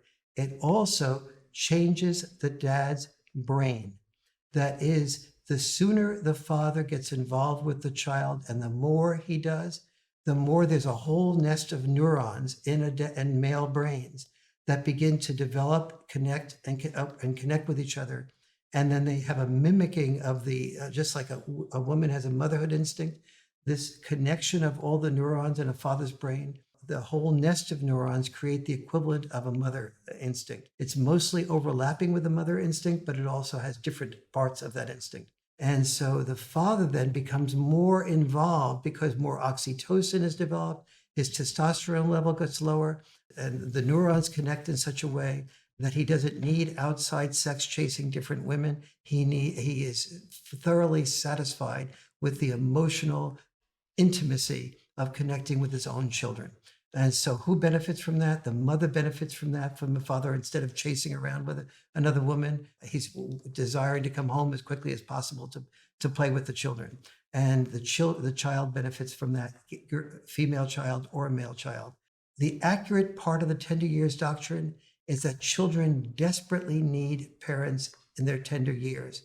The incorrect aspect of the tender year doctrine is that the time that the children most need their fathers is in the tender years. On equal time, correct? Yes. Yes. So, I read a study, well, we're talking about boundary reinforcement, that men typically give a lot of boundary reinforcement, and that's a very positive outcome that leads to Postponed gratification. Which lead to success in life. Right. I found it interesting when I read this study, it talked about playgrounds, how playgrounds in the 70s and 80s seem to have a lot of concrete. and they changed to recycled material playgrounds for rubber playgrounds. And ironically, the rubber playgrounds have a lot more injuries than the concrete playgrounds. And the construct inside of that was, when you're playing on a playground, if it's concrete and you fall, you know better not to take that risk. Yes. I saw an interesting correlation Yes. in an analogy for raising children like Yes. So there's a lot of important truths in this. And this you see in the tension between mom and dad about risk taking, especially physical risk taking. So, example, on average, a child that says, Mom, can I climb the tree in the backyard? The mom will say, well, maybe, sweetie, in a few years you can. But right now you're too young to do that. You could fall and you could hurt yourself. And dad will tend to say, child of the same age, well, I guess so. You'll be careful, right? Yeah, I'll be careful. Okay, well, you go out and you be careful. Just climb the tree, but be careful. The kid says to the mother, Dad said I could climb the tree. And mom goes, oh, wait a minute, just a second. And dad and mom have a big argument. And the frequent result is something like this. Mom says he's too young to climb the tree, or she's too young to climb the tree. And dad says the children gain a lot. They'll be okay. He'll know not when not to go far. And mother says, you must be so naive. And who's right? They're both right. And so what ends up happening with checks and balance parenting, the mother and father negotiate a deal. And the mother says something like, okay, they can climb the tree, but they can't climb above this area. The child needs to know that not on this branch, which is too thin. And so the dad says, okay. No. Okay is not enough. Give me your cell phone and go out there and you be under the tree while that's happening. And so what's happened? The mother and father have negotiated a deal that allows the child to do the risk taking that occurs when she or he can climb the tree, but also allows the child to have a safety net so that in case she or he makes a mistake in the risk taking and falls, the father can be reasonably there to either cushion the fall or whatever. So what happens from that is that we now know that we didn't know before, is that child, every time she or he is taking the risk as to deciding what branch to climb on, what branch is too thin, what branch isn't, and how do I prove myself able to climb to the top of the tree in a way that can get my father and mother to approve of me doing that, and also climb higher than Jimmy or Jane can climb to prove that I'm better than Jimmy and Jane. Those are all the dynamics that are going on. And so the mother and father have to negotiate those dynamics. But what no one knows is that the more the child has to make all those decisions, the more effectively their brains, neurons connect, and the more they develop intelligence. Not just intelligence comes from a type of intelligence comes from risk taking that doesn't come when you have problems solved for you or you don't take those risks to begin with. So when you have problems solved for you. Yes. So the issue of why you have so many boys failing in the teen years, you have so many boys in their 20s coming home, is that they were sheltered. They were sheltered from infancy, not to take risks. Yes. Not to push forward. Yes. One of the worst things we can do for our children is for our boys on the one hand to say, you will be a hero and you'll be wonderful. You become a Marine like your dad.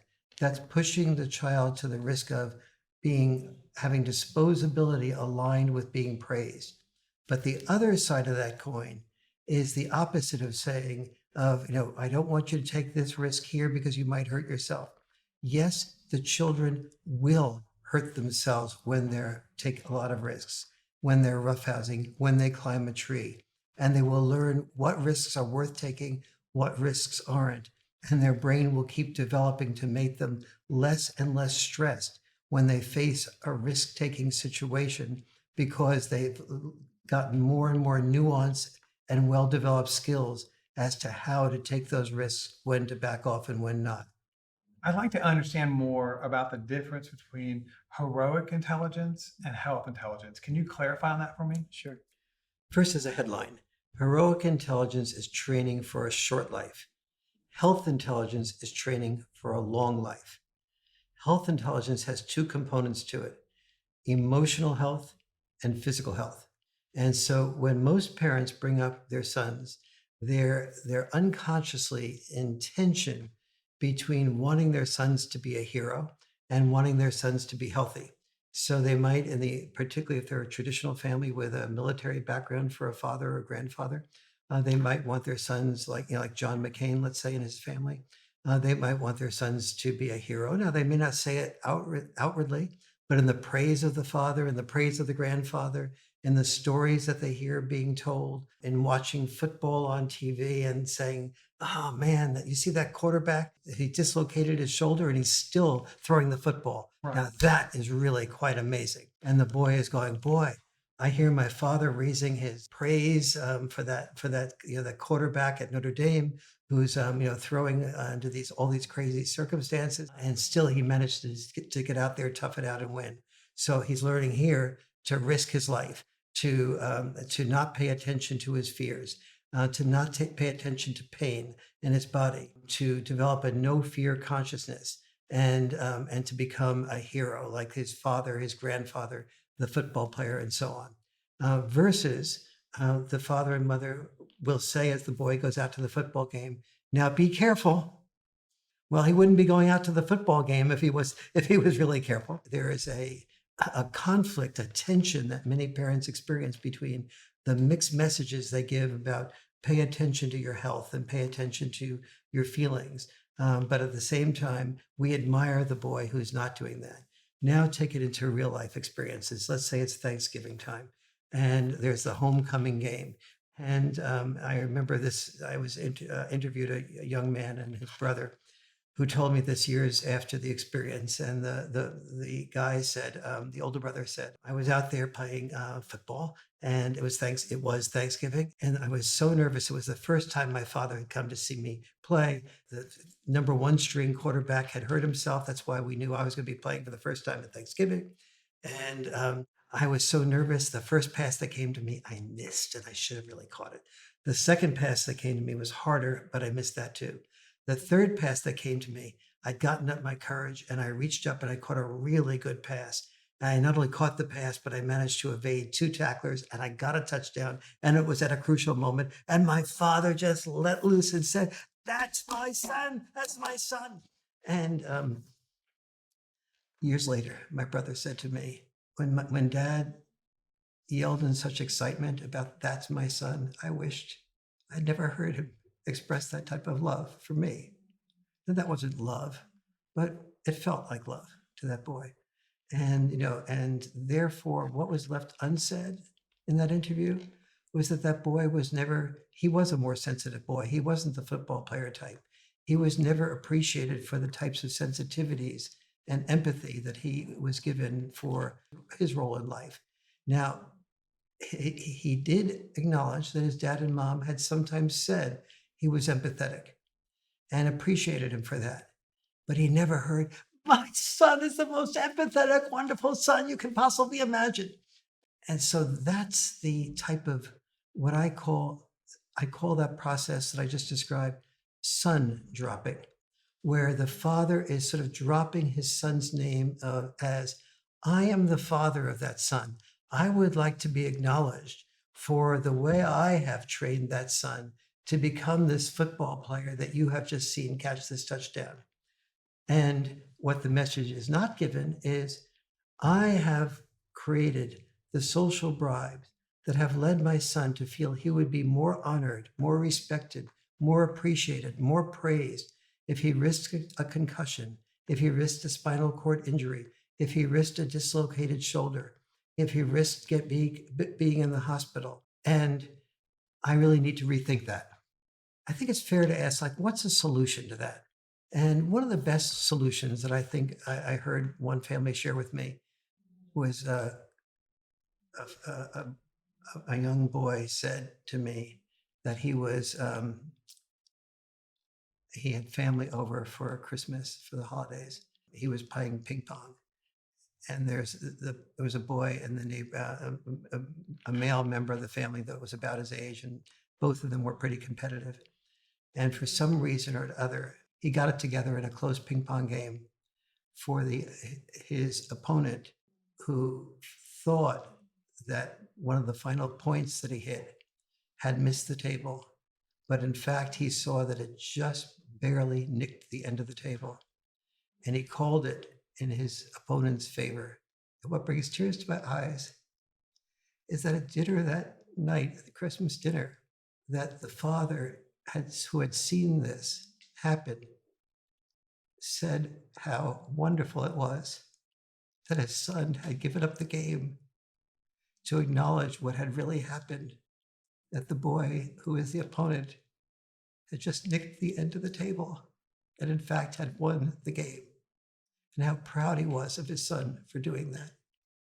And everybody else at the table, after that prayer was over, this was the core of the prayer that the father did to enter into the Christmas dinner table. A fair amount of time after that, other people at the table acknowledged this boy for doing that. And almost all of them said, I never would have had the emotional maturity to do that when I was your age. And I probably don't even have it now. And that is an example of the solution of making sure that your social bribes are in a direction of emotional intelligence and emotional health.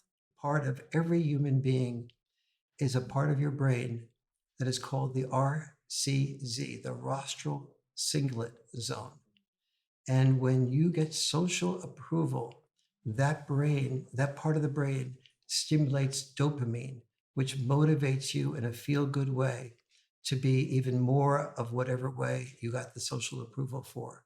And so we have the power to give social approval to our sons, to have a balance between taking risks and protecting others, and also being emotionally thoughtful, empathetic, and intelligent. And it's our job, and it takes two parents to do this, to combine, to give our sons the directions to be able to do that combination of heroic and health intelligence. And that's what's different between raising our sons in the past versus raising our sons in the best way for the future. We're no longer looking at a world where we want our kids to go to war and die at 25. We want our children to make 80, 90, 100. And we currently are not doing that construct. Yes. We're pushing for disposability, and we're pushing for single parenting. Yes.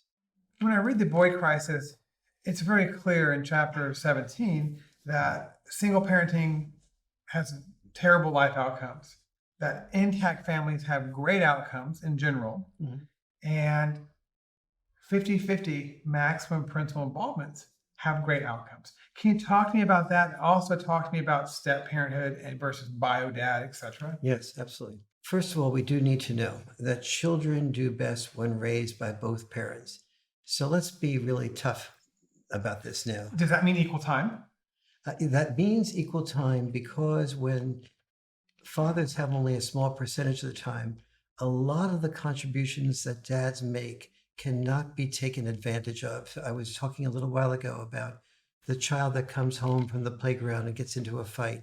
That fight becomes an experience that the child can grow from, to learn when to watch, when are the red flags of danger that you need to pay attention to. And so something that's negative can be turned into a positive by a parenting that isn't just likely to say, well, from now on, you don't go to the playground, or from now on, you can only go when I'm free to stay there, and watch you and protect you.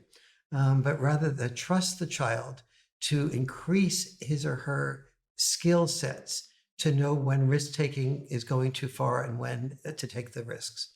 And so that's one of the contributions of father involvement, but it can't be done in a minimal amount of time, because the child has to build trust. The child has to be able to talk about these things at night. So where boys in particular are most likely to express their feelings is at bedtime, when they're about ready to get a story read to them. And a story is read to them. And then something in the story reminds them of something that happened during the day that they're hurt about, or feel bullied about, or feel sad about. And they feel, in that quiet time, they feel the invitation to open up and to speak up about dad. And then they know that they can speak to their dad and get a different response from their dad than their mom. Their mom is more likely to listen empathetically and maybe to warn them against repeating that type of experience. The dad is more likely to sort of listen empathetically for a while and then say to them, what could you have done differently? And so on. Both are important contributions to a child's development, but they need both. And that happens only when there's about 50-50 time where the bonding has a chance to take place. The highest correlates for girls and close to the highest correlate for boys in terms of psychological health is having hangout time with dads. Studies done at the University of California at Irvine by Hayward have shown that that girls that hang out with dads have an increase in emotional security and psychological security that outpaces any other correlate that they were able to measure. Boys also benefit extraordinarily from that. So, for example, a boy, we pick up, let's say a mother or father picks up a boy from a soccer game and said, how's the game? The kid's likely to say, if it's a boy, yeah, all right, I'm fine. And then, sweetie, is anything bothering you? No, I'm fine. So then with hangout time later, as maybe the kid's doing homework or watching something on TV, and the father's around at the same level of the house, and they both walk into the kitchen and they get something out of the refrigerator. In the process of getting something out of the refrigerator, the boy says, yeah, Dad, if a coach, if you played goalie last week and the coach said you were doing really well, but this week he didn't let me be the coach again. I mean, he didn't let me be the goalie again. What's that about? Why would he ever say I was doing well and then not let me be the goalie again this week? And then that comes out when there's hangout time, when there's enough emotional security for the child to ask that question off the cuff. And the child could ask that question of the mother. Could he? Yes. But he'd be almost guaranteed that the mother would give an empathetic response. Whereas the child with the father may feel that there's some empathy, but in addition to the empathy, the father might give him an honest answer, like maybe he wanted to give another boy a chance, or maybe he didn't feel you did play as well. Maybe you should ask him what you could have done differently to make it better. There'd be more probing like that from the father, chances are, which the mother might feel was insensitive to the child's feelings. That's what comes out in hangout time. And hangout time comes when the father has plenty of time to have an experience of emotional security where the child feels comfortable enough not just to be asked to express his or her feelings off the cuff, which boys do not do very often. And if they do it, it's usually because of being overprotected. And so that's an example of the value of equal time. Another thing I found interesting in your book is the fact that when you run 50/50s, when you run equal time, mom gets time off to herself.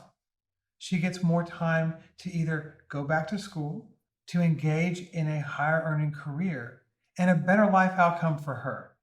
Can you talk to me about that a little bit? Absolutely.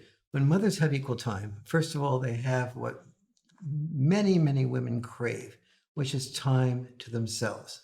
They have what many other women crave, which is time for a spiritual life, time for, if they're a faith-based person, a faith-oriented person, time for church, time for God, time for prayer. What many other women crave is time for women friends. What many other women crave is time for sports or time to do work out at the gym. These are all things that develop the health and the spirituality and the emotional feeling of some type of serenity and peace and balance in life that many, many women crave. I'm married now for my second and last time. And the first time I was married was many years ago. And then I had a 21-year period of being single. Well, after a period of being single, I realized that there were two types of females I was dating. One was girls and one was women. And the women were mostly people who had children. And so I started increasingly dating females with children. In about an 18-year period of dating only those types of women before I married the woman with children that I married, I saw one word was used more than any other word from among those women. And that word was overwhelmed, because the women felt overwhelmed with handling, bringing in some income, even when they had money coming in from the father. It usually was not enough, and they usually worked in addition to that when they were a single mother. And in addition to that, they felt they were never doing as good a job as they wanted to at work, and they were never doing as good a job as they wanted to with their children. And the solution is right in front of us. And the solution is fathers' rights groups all around the entire world are fighting for the right to be with their children more. Many of them are willing to pay child support and be with their children equally. Fathers need children once they discover that they need children, which is usually pretty young if they get involved in that at an early age. But more importantly, the children need the fathers, the mothers need the time and the balance in their life, and the fathers need the children and the balance in their life. Children give divorced fathers something to live for, something to be a good man for, but they don't know where and how they're valued. I ran for governor of California, and I went around to a lot of prisons. And when I spoke to prisoners about the importance of fathers to their children's lives, I had these tough male prisoners come up to me and start crying and saying, I never realized that my children could benefit from me. I just felt I was a bad man who had done bad things and probably deserved to be here. Now I have, for the first time in my life, the incentive to get out of here, to be able to help my children not make the mistakes that I made that put me in prison. And we look at particularly the African American population, where you and I were talking before about 80% of the African American males having been in prison at one point or another. And we see how important this is, not only as a gender issue, but also as a race issue. It is. It's the ultimate example of male disposability. Yes. I talked with a man in Wisconsin, African American man, and he basically said, he was 70. He said, you took away our water fountains, and you took away our boys. Yes. It's that simple. Yes. And the issue about taking away your boys and your daughters is the issue of purpose. In the boy crisis, I talk about ikigai, and ikigai is Japanese for a sense of purpose. And studies show that when someone feels they have a sense of purpose, they live longer and they live happier, and they live longer in part because they live happier. And so, and sense of purpose was so important to males in particular, because partially females had it built into their biology. At any time, they were encouraged to have children, and if they wished to have children and they had that personality, they had a sense of purpose in that direction. If they wished to have a career today, they could have a sense of purpose in that direction. It wasn't true years ago. But guys used to have the old sense of purpose of war or work, and today that sense of purpose has been diminished.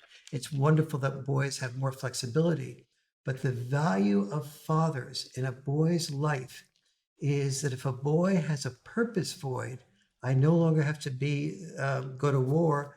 I no longer have to be a sole breadwinner. If he has a purpose void, and then that purpose void is compounded by a dad void, he has no way of taking his sense of purpose, that is the dad and mom discovering his unique self, and then matching that unique self to a way of making a living doing that. That is a complex operation that you need both parents weighing in on, so that the boy is discovered for who he is uniquely, and at the same time is encouraged to channel it not just to his own fulfillment, but also to the responsibilities he may potentially have as a future father. So we deal with the purpose void, and that I also want to look at the construct that we are spending over $3 trillion a year of the federal government to deal with the boy crisis.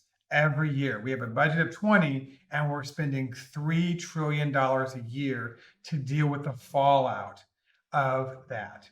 As opposed to if we ran 50-50s, we ran maximum parental involvement, we would see most of that evaporate. Is that correct? That's about correct. And no one has an exact figure on this, but just to make sure that you understand that we're not exaggerating here. Just let me give you a few examples. You heard me say a little while ago that ISIS recruits are almost completely either boys with minimal or no father involvement, or among the girls with minimal or no father involvement. Think of the trillions or so dollars we spend with all the ramifications of defending ourselves against ISIS. And think of the loss of rights and freedoms that we have and we justify to have all the security that we have at the airports and all the security that we're increasingly having at schools and all the security that we have around the country, just for paying for the multiple levels of security, to say nothing about the insecurities in our psyches about being attacked by ISIS. And so the disruption of our foreign policy and the enormous amount of money we spend doing all sorts of decisions foreign policy wise to protect against ISIS. So that's just ISIS. Then take prisons. We've had a 700% increase in the prison population nationwide. But in California, there's been 18 new prisons and versus one new university built in the last, I think it's 3 decades. And we all know the enormous amount of costs that it takes to house prisoners, to say nothing of, and when we measure that cost, we often talk about the cost of prisons. We don't talk about the loss of income coming from boys who could then pay taxes, are now, instead of paying taxes, they're absorbing taxpayer money. So when we look at those types of lost opportunities, when we look at the fact that boys who have minimal to no father involvement are far more likely to drop out of school, and in addition to committing crimes, they're far more likely to be unemployed. So a boy who drops out of high school has a 20% unemployment rate when he's in his 20s, one of the highest levels of normal employment for boys. And during that normal employment period of having a 20% unemployment rate, those are all boys that are absorbing taxpayer money and not paying money in taxes. We then go into the mental health issues of boys who commit suicide, boys who are depressed, boys who are taking drugs as a result of countering that depression, the opioid crisis, which a high percentage of which comes out of boys who are taking drugs and being self-destructive and causing pain to themselves and cutting and doing other things. All of these costs together are about $3 trillion a year, is what I calculated when I wrote The Boy Crisis. And those are $3 trillion a year that we could be building incentives for boys to be involved in families, programs to honor boys, and instead of saying, Uncle Sam needs you to potentially die as a warrior, to say we are now going to be talking about boys as future father warriors, and building up boys' skill sets in first, second, third grade. What is the single most important skill set we can build up for a boy to be a father warrior? It is not even directly related to fathering. It's related to communication. We should be having communication skill training in the United States and all developed nations, as they do in Denmark, in first and second grade, so that both boys and girls learn how to communicate with each other. We find that when boys and girls hear the way each other feels and what they think, that there's an evaporation of bullying. So if we want to stop bullying, we don't just bully the bullies. We recognize that bullies and the bullied are usually very similar personalities, low self-concept personalities. And people improve in their self-concept when they hear that they're being paid attention to and heard by other people in the classroom. So I want to be really clear. Every time I go to the airport, it's because I'm worried about terrorists or some person doing something. That's the boy crisis. That's the boy crisis. That's usually lack of father involvement. So yes, you're going through this long line of at the airport. Think, this is because I have not supported an increase in father involvement. Correct. So I have not moved for 50-50 in my state. Mm-hmm. Every time we go to the airport, it's because lack of father involvement. It's because the boy crisis, and we've not pushed for 50-50 involvement. Because boys that hurt us. Yes. Whenever we talk about prisons and the judicial system, whenever we spend $75,000 a year in California to put somebody in prison, that's the boy crisis. That's lack of father involvement. That's me not voting for 50-50. Whenever we have an opioid crisis, that's lack of father involvement. That's the boy crisis. That's me not pushing for 50-50s in my state, correct? Correct. Whenever I go to school and see ADHD meds and kids on ADHD meds, that's more than likely lack of father involvement. That's the boy crisis. And that's not me pushing for 50-50 maximum parental involvement, correct? Correct. When I look at 8 out of 10 people that commit suicide are men, more than likely, that is the boy crisis. That's lack of father involvement. That's not pushing for maximum parental involvement in 50-50s, correct? More than anything else, yes, correct. When we talk about failing schools or crime, more than likely that has to do with the boy crisis, lack of father involvement, and me not pushing for 50-50 outcomes in, in my state. Is that correct? More than anything else, yes. So when we look at homelessness and the drastic increase of homelessness we have and people holding signs, that has to do with the boy crisis and lack of father involvement, more likely than not, correct? Correct. When we talk about failing schools, when we talk about drugs, when we talk about teenage suicide, teenage pregnancy, that has to do with lack of father involvement, more likely than not, correct? Correct. When we talk about government spending having to do with single parenting and all the picadillos with that, that has to do with the boy crisis and lack of father involvement, more likely than not, correct? Correct. So let me be clear. Father involvement is not the only variable in the boy crisis. There are about 10 causes of the boy crisis. Some are environmental, some are the purpose for it, like I mentioned before, but some are this historical gap between heroic intelligence and health intelligence. But more than any other single thing of the 10 causes of the boy crisis is lack of father involvement, either minimal father involvement or no father involvement. When we talk about the health crisis, the sperm counts of men and things Yes. like that, it has to do with the growing amount of estrogen in our water. When we talk about that aspect of the boy crisis, yes, we're talking about the propensity of us as a nation and as a world. So when we talk about young men's sperm count, how it's drastically lower, how much is it lower and why is it lower? It's lower by about 50% than it was in a generation before.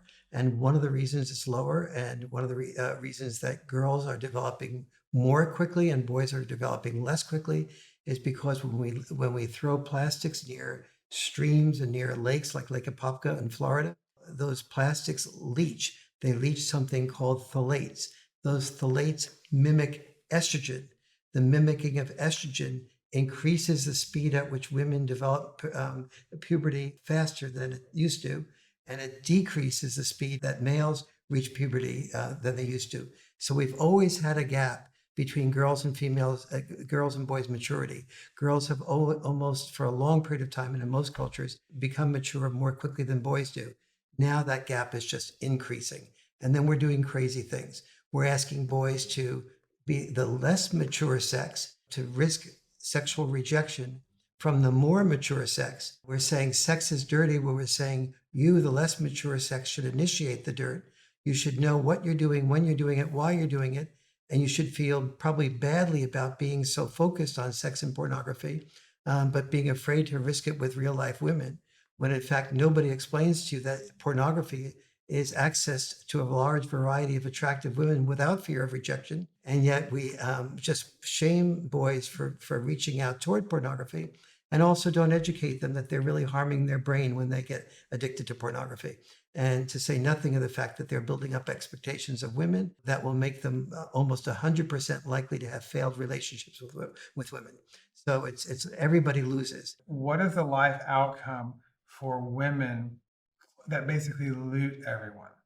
Meaning I initiate divorce, I get a huge settlement, I get a huge alimony settlement, I get huge child support settlement, and I get the kids 27 days a month. But what happens is that because they're getting this influx of cash in their 30s and 40s, by the time the music stops, they are now into age discrimination and they have no way of really supporting themselves. That's what we're calling the divorce rate premium. And what ends up happening is I was challenged by someone about it in the New York Times, and she told me you should walk into a grocery store, into Safeway or Kroger or HEB or Giant or Trader Joe's, and go find how many women you see are 60 that have no wedding bands. Mm-hmm. Because they basically got divorced, they looted everybody, and now they picked up their feet, and their life outcomes are tragic because of it. Yes. The life outcome of women and men who divorce is usually worse for everybody. Women oftentimes do get the children and they believe that they're the right parents for the children. and they are mistaken. The right parents for the children are both parents, and both parents for about an equal amount of time. But what happens for the woman is that she is overwhelmed, exhausted, and doesn't do the job that she wishes to do with the children. She devotes her life, her caring, her heart, her nurturance, her psyche, her soul to the children. And what happens? They're far more likely to be disobedient, disrespectful for her. They're far more likely to be coercive toward their mom. And so the mom is experiencing, instead of the dream of a wonderful, sensitive, loving, caring child making full use and maximum use of his intelligence, they're getting a child who is very intelligent, but misusing his intelligence unmotivated. They don't know how to get the electronics away from him. They don't know how to stop him from being addicted to video games. They fear that when they walked in, that the child was focused on porn. That the child is not having the life she or he wants to have in terms of being able to initiate in a healthy way with women. If he's initiating with men, he feels shameful about it. And she is sort of like, my life's heart and soul. It's like being a CEO of a company that says, you are not the right CEO, you are a bad CEO. We're going to take the CEO-ship away from you. Everything she poured her identity into, her heart into, is taken away from, is not working out the way she hoped. And she can't admit it because she can't admit it to herself, and she can't talk about it to others because it just emits the shame. It emits the shame. Secondly, the father is feeling lost without his son and without his daughter, because when males lose relationships, they're far more likely to go into depression and into suicide. Kopasawa found that when a male and female divorce, a male is 10 times as likely to commit suicide, 10 times as likely to commit suicide as his wife. And on that report, based on a population outcome, that means 40 men a week. 40 men a week are killing themselves from the family court a week. And on that report, I find it was really interesting. It was people that said, basically wrote a note that said, I'm killing myself because I'm getting a divorce and blah, blah, blah, blah, blah, blah, blah. Well, the ultimate problem in all that is that it's not talking about men that are 2 years later that have been in and out of the system 3 or 4 times, that engage in risky behavior, commit suicide by cop if you're African American, right? Or if you commit suicide by cop if you are in the lower half, etc. Or if you drive your car risky and get in an accident and kill yourself. Or if you overdose, what they say on the report is, oh, that man killed themselves because they were depressed. Or that man died because he committed homicide and he was killed by the cops or killed by gang violence. Right. They're not talking about any of this. They're not saying it's not really 40 a week. It's more like in the hundreds a week. Yes, we have to really understand the deeper foundation of all this, which is that men grow up love deprived. When you learn to hold your feelings to yourself and not share who you are, you're learning to cut off yourself as a human being. And men had to learn to do this to be heroes. This is what a hero did. Every man who is successful learned to repress his feelings, not express his feelings. He learned that if he talked about he was having challenges with his marriage, and he talked about it with a colleague at work who was the person he felt the closest to, that the colleague would listen for a few seconds, maybe a minute or two, and then the eyes would begin to glaze over. And he'd realize that if he continued talking like this, he was going to just sort of distance the colleagues. And then he realized that if he had obligations to his family, and that colleague might report to somebody else that he was just preoccupied with this divorce and really hurting from that, so maybe he shouldn't be promoted. Then he starts feeling ashamed because he's not promoted. So he learns in 100 different ways, a male does, to disconnect from his heart and his soul and his feelings. So, and then he learns that the only person he can possibly express those feelings to is that one woman he met who seems to be able to listen to him when he shares his feelings. But he doesn't often realize that that woman respects him in part in a Lois Lane type of way. And a Lois Lane type of way, what I mean by that is Lois Lane did not fall in love with Clark Kent. Lois Lane wanted Superman to express his feelings, not Clark Kent to express his feelings. And so the male doesn't learn that the woman who falls in love with him did not fall in love with him because he expressed his feelings. She fell in love with him because she respected his ability to perform and his strength and his ability to protect. And then when he had all those things like Superman did, then she also wanted him to express his feelings. And then when he did with her, she heard him. And when he felt heard, he felt whole. And when he had children, yes, additional responsibility, but this was the love of his life. And then suddenly, the one person who understood him, who loved him, suddenly is filing for divorce and taking the children with him and increasing the pressure on him to pay more while he gets less love. We don't understand that men are love dependent exactly because they've been cut off from the skills of love. And then we marry with the hope of more love, more compassion, more understanding, and we pour all our emotional eggs into the basket of the woman that loves us. That's unfair to women, by the way, and it's also unfair to men to not have many outlets for their love. When men and women get into crisis situation, women know enough to go to therapists. They know enough to go to their women friends. When they go to their women friends, the women almost always say, yes, I always thought that he wasn't worthy of you. And you'll always be able to find a better man. Don't worry about it. And besides, I saw this flaw in him and this flaw and this flaw in him. Versus when a man goes to another man and talks about the problems he's having, he gets at most that 3-minute window of opportunity, and then things begin to go against him. So he becomes very needy of women's love, for better and for worse. And we need to know that when men and women break up in relationships, when heterosexual relationships break up, your son is much more likely to go into depression, alienation, distance, feeling of loss, in part because he doesn't know how to talk about those things and those feelings, and then our girls. And so girls will express that loss to a much greater degree, cry for help, but their crying for help is exactly part of the solution, whereas boys not crying for help is part of the problem. I want to talk about time trumps dime. If you're a legislator and you have the construct that, you know what, men just need to pay child support, and these are just men trying to not pay child support, and this is just a game to do this, what is the life outcome? What does all the research say? Not a little bit. What if all the research, the thousands and thousands of studies, talk about time over dime? Yes. So what I say in the boy crisis is dad's time trumps dad's dime. And that's fun and cute. But the truth is that that's based on hundreds and hundreds of peer-reviewed studies that are so aggregately persuasive that for the first time in human history that I'm aware of, more than 100 psychologists and researchers in this area got together.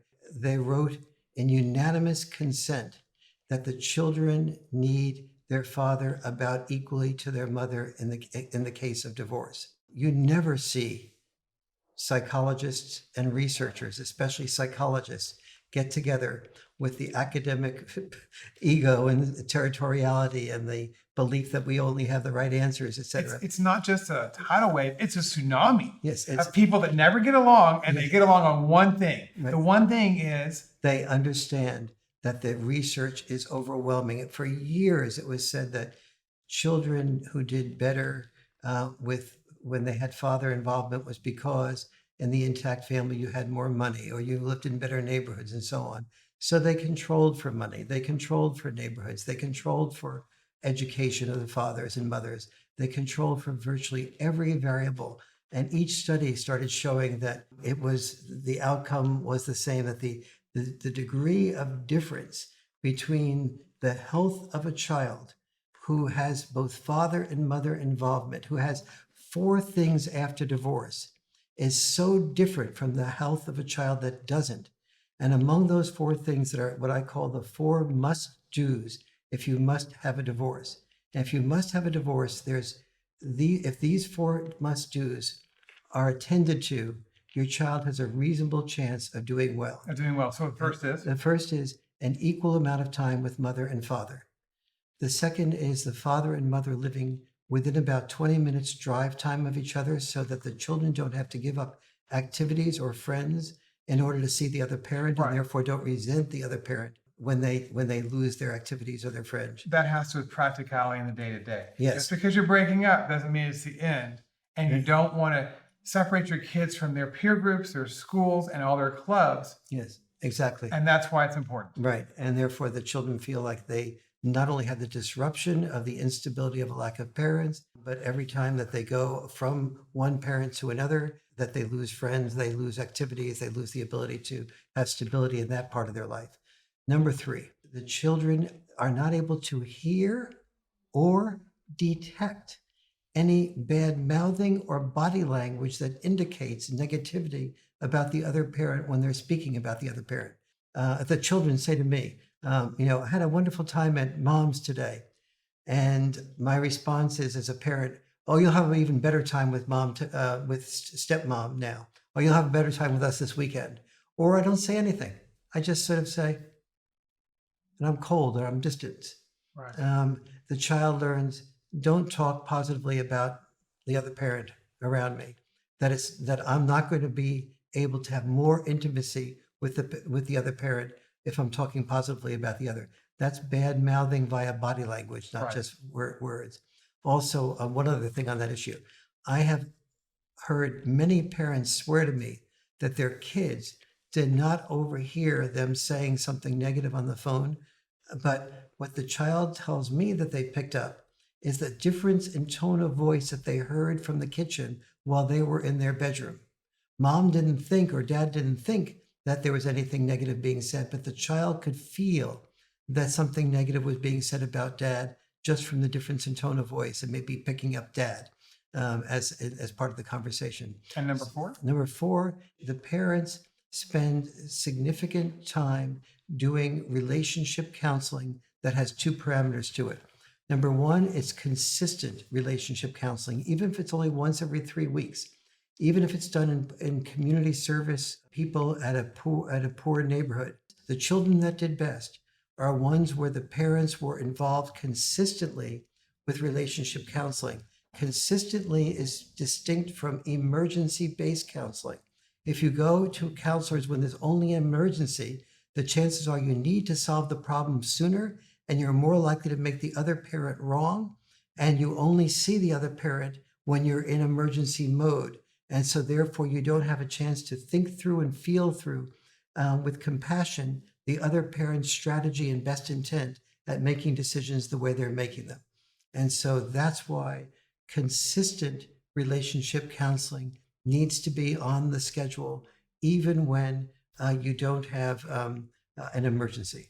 So if we don't want kids to be drug addicts, want them to graduate, want them to go to college, want them to get married and stay married, want them to have successful adult lives, we need to follow the four must do's, correct? Yes, exactly. After divorce. After divorce. And the other big issue is to, before you make a decision to have a child, do the research on why children need a significant amount of father involvement so that you don't raise a child on your own and think it's just fine to do so, and think that having a stepfather or having you doing the father type of role is going to be enough. If you believe that your new husband is going to be a better stepfather than the biological father is a father, know that almost always the stepfather perceives himself to be an advisor, and that the dynamic between a biological mother and a stepfather is one where the biological mother does make the final decision. And all of the dad-style parenting that a stepfather can potentially bring to a child's life, like roughhousing, is likely to be inhibited by a biological mother with a lot more power and potency than she will do with a biological father. And so there's a tendency for the stepfather to eventually back out of equal parenting engagement and just become a breadwinner. And so that's part of the problem if you think a stepfather is the solution. If you feel that you're a biological mom, but you're not, living with a father, but you're not married to him, understand that the chances are that the dynamic of you being the primary parent is going to lead to the father being uninvolved and feeling that he's not valued, and therefore leaving the child's life within the first 3 to 4 years. What you can do if you are a single mom is to get your son involved with Cub Scouts, get him involved with Boy Scouts, get him involved in a faith-based community where a good male pastor is both a role model and helping him meet with other boys his age to talk about the feelings that all the boys his age have, so he doesn't feel so lonely and isolated.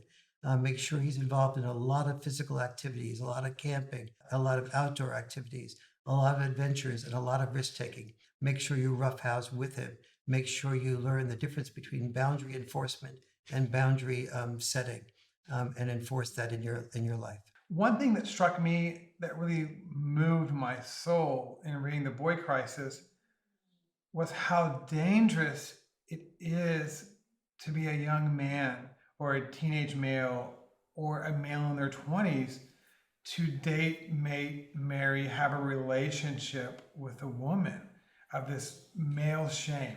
Can we talk about that? One of the things I watched some time ago, a slam poem that won an award, a Hatch Award, for being one of the most creative and powerful in slam poems. It was by Royce Mann. And Royce Mann is a 14-year-old boy, or was a 14-year-old boy. And the slam poem went something like this. When I was a boy, I discovered who Peter Pan was, and when I did not want to become a man, I made that discovery when I was on a street, and on that street in front of me was a woman, and a woman looked back and glanced at me, and when she glanced at me, she crossed the street, and at that moment, I knew I never wanted to become a man. I didn't ever wanted to become a man because I knew that she knew that I, a man, when I am a man, I will be mostly. Yes, I'll be a father. Yes, I'll be a brother, but I'll be mostly an attacker. I will be mostly an attacker. 14 years old, defining the transition from boyhood to manhood as the transition to being mostly an attacker, feeling so fearful of that being his identity that he wanted to remain a boy and not become a man. And this is the brightest. This is the best. This is one of the most fiercely intelligent boys I've observed, using all his creativity to be a sword to the shame within him. And so that's the larger picture that I'm hearing. I live in Mill Valley, California, one of the most liberal communities in the country. And when I go to slam poetry events here in Mill Valley, the same thing coming from the boys, and attacks on males and men and boys as having male privilege and male power coming from the females.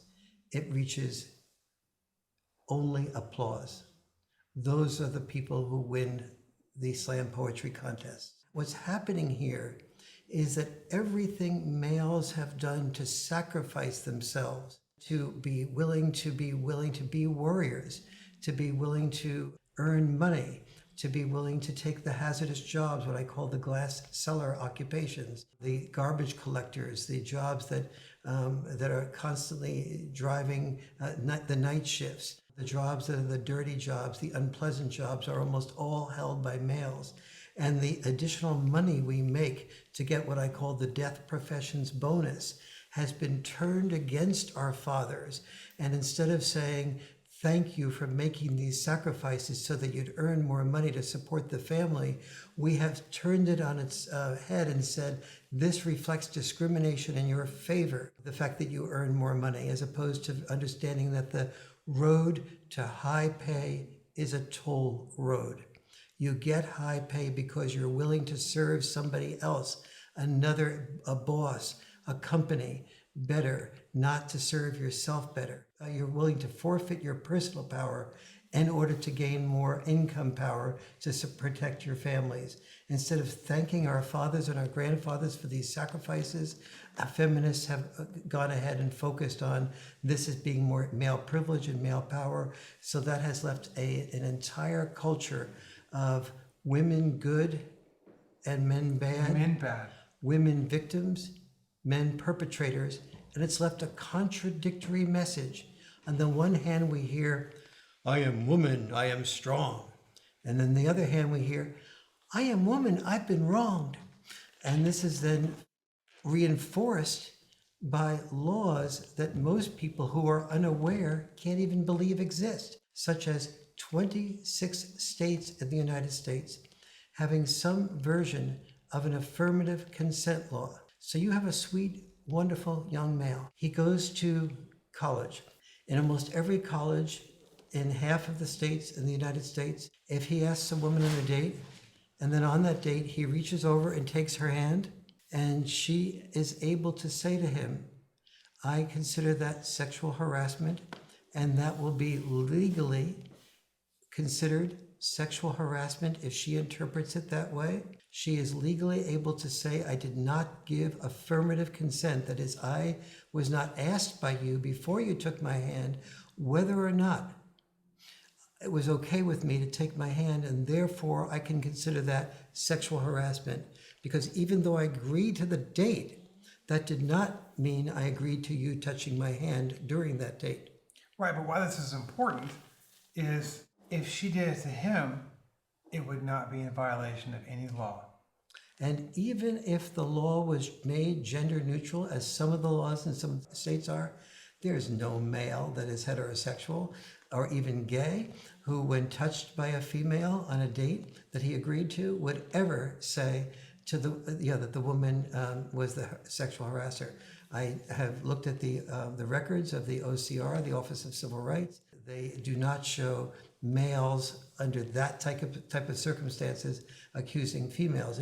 Interestingly, there are many female employers, and we just saw the case of the female nuns and female social workers in prison situations that do reach out and use their power to molest boys and males. Those are female nuns and those female social workers. They usually do not make headlines, and they are not prosecuted. And when they do, so here's the hard.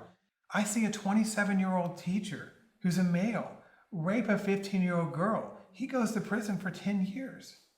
Then I see a 27-year-old female teacher. She has an inappropriate relationship with a 15-year-old male. What's that about?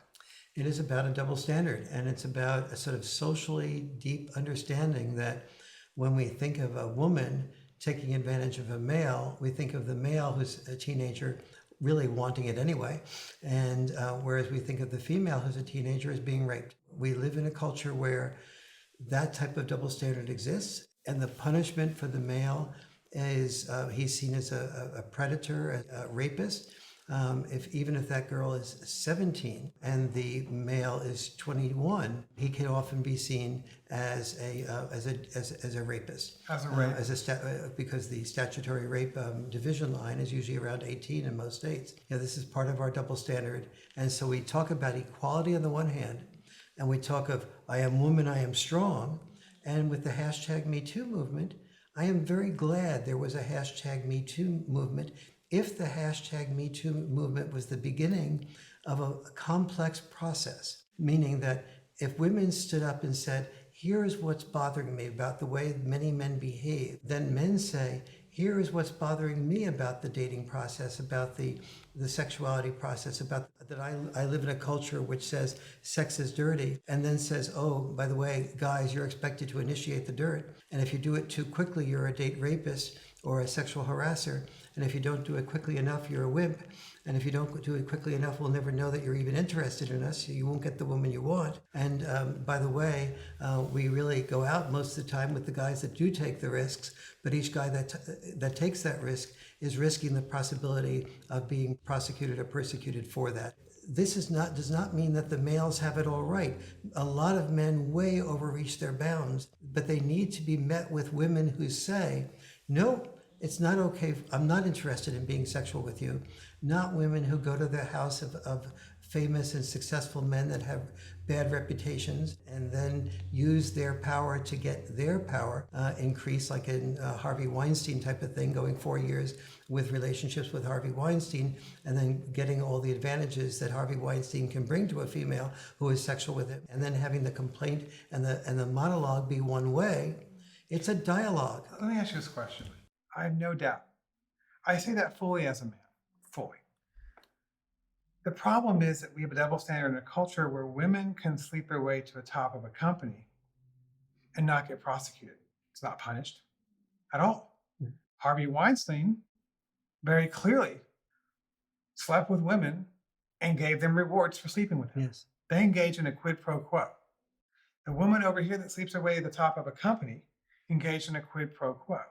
Why is she not prosecuted while he is?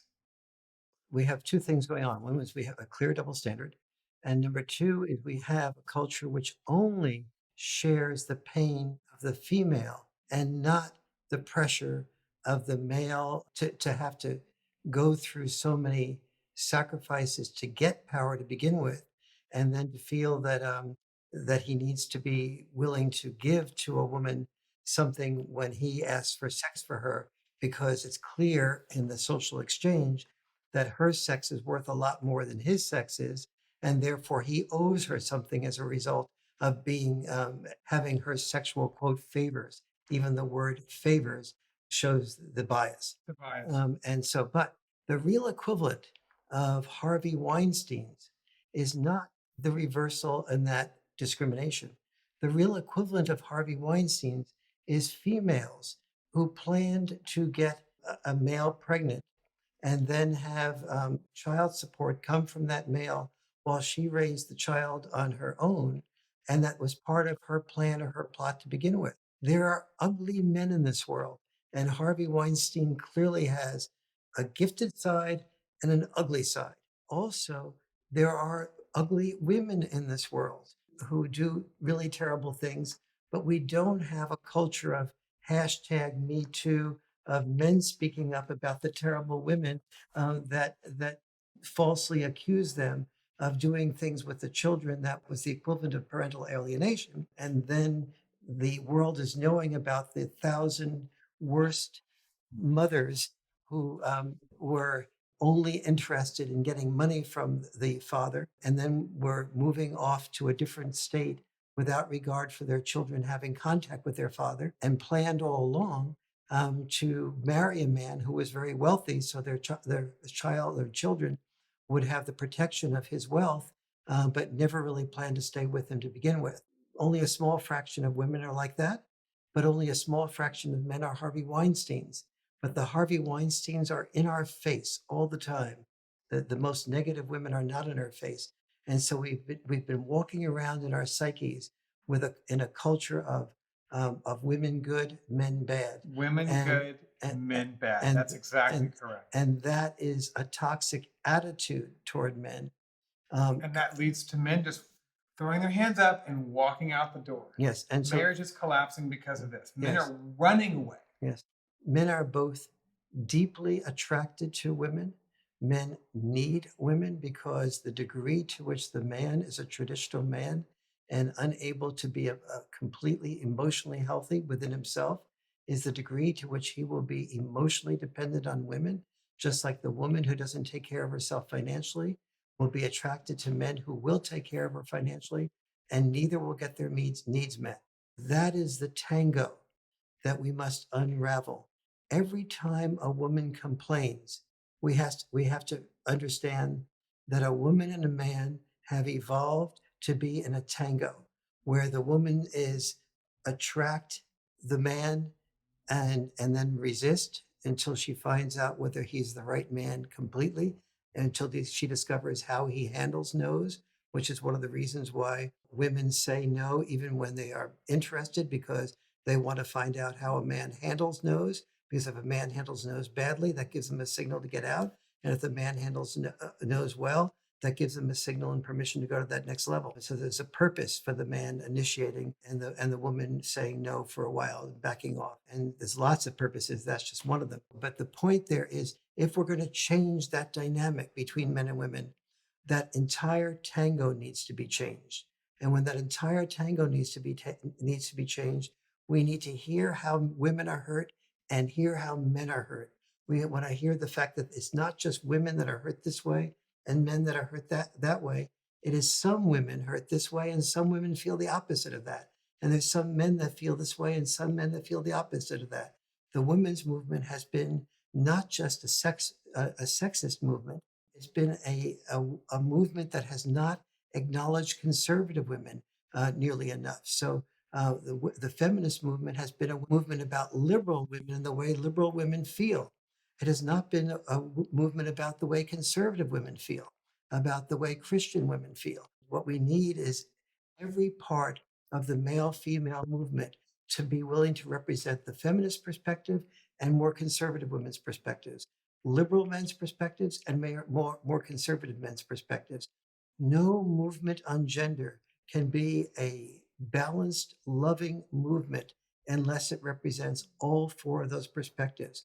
What we have done to this point in history is take a magnifying glass to women's experience of powerlessness and women's experience of male power.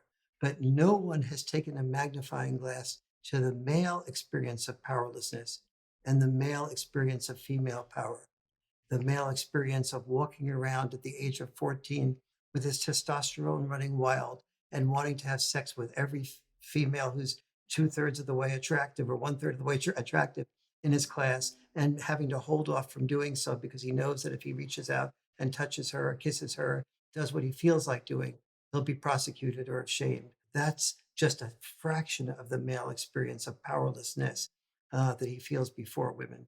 And that powerlessness is being flaunted before him every day in commercials and on TV and in every way, and no outlet for the male feelings. We condemn men for not expressing their feelings, and we condemn them when they express their feelings. It's a double-edged sword. Yes. It's a catch-22. Yes. So we're saying is that what you're saying is that a balanced man, a mindful man, needs to learn how to deal with his emotions in a balanced perspective And and not need women so hard. yes, and that will happen when some concrete solutions occur. When every first and second grade and third grade has communication skills training built into their curriculum, Like in Denmark. like they do in Denmark. But it needs to be more than just educating the children. If the children are educated to be more emotionally fluent and be able to handle criticism without becoming defensive, which is the crucial ingredient of emotional intelligence. The Achilles heel of all human beings is our inability to handle personal criticism from loved ones, or even those that we care about, or even people that we care about in kindergarten and first grade. But if the children learn how to do that in first and second and third grade, and then they go to home to parents that do not know how to do that, then they will have disrespect from their parents, which will also undermine the family. And so the training has to occur for both our kids and for us as adults. We need to have that training in every marriage. It needs to be part, if we want to legislate it or anything, legislate the need to go to communication training before you get married as a condition of marriage. That will allow marriages not to be just legislated to be together, but the solution is not legislation, it's communication. And people say, "Oh, the problem is not the communication; it's money, it's children, it's sexuality." The problem is not money, children, or sexuality; it's the way we communicate about money, children, and sexuality. Dr. Farrell, Thank you. it has been a pleasure and an honor. Thank you so It's much. been my pleasure too. Thank you so Truly. much.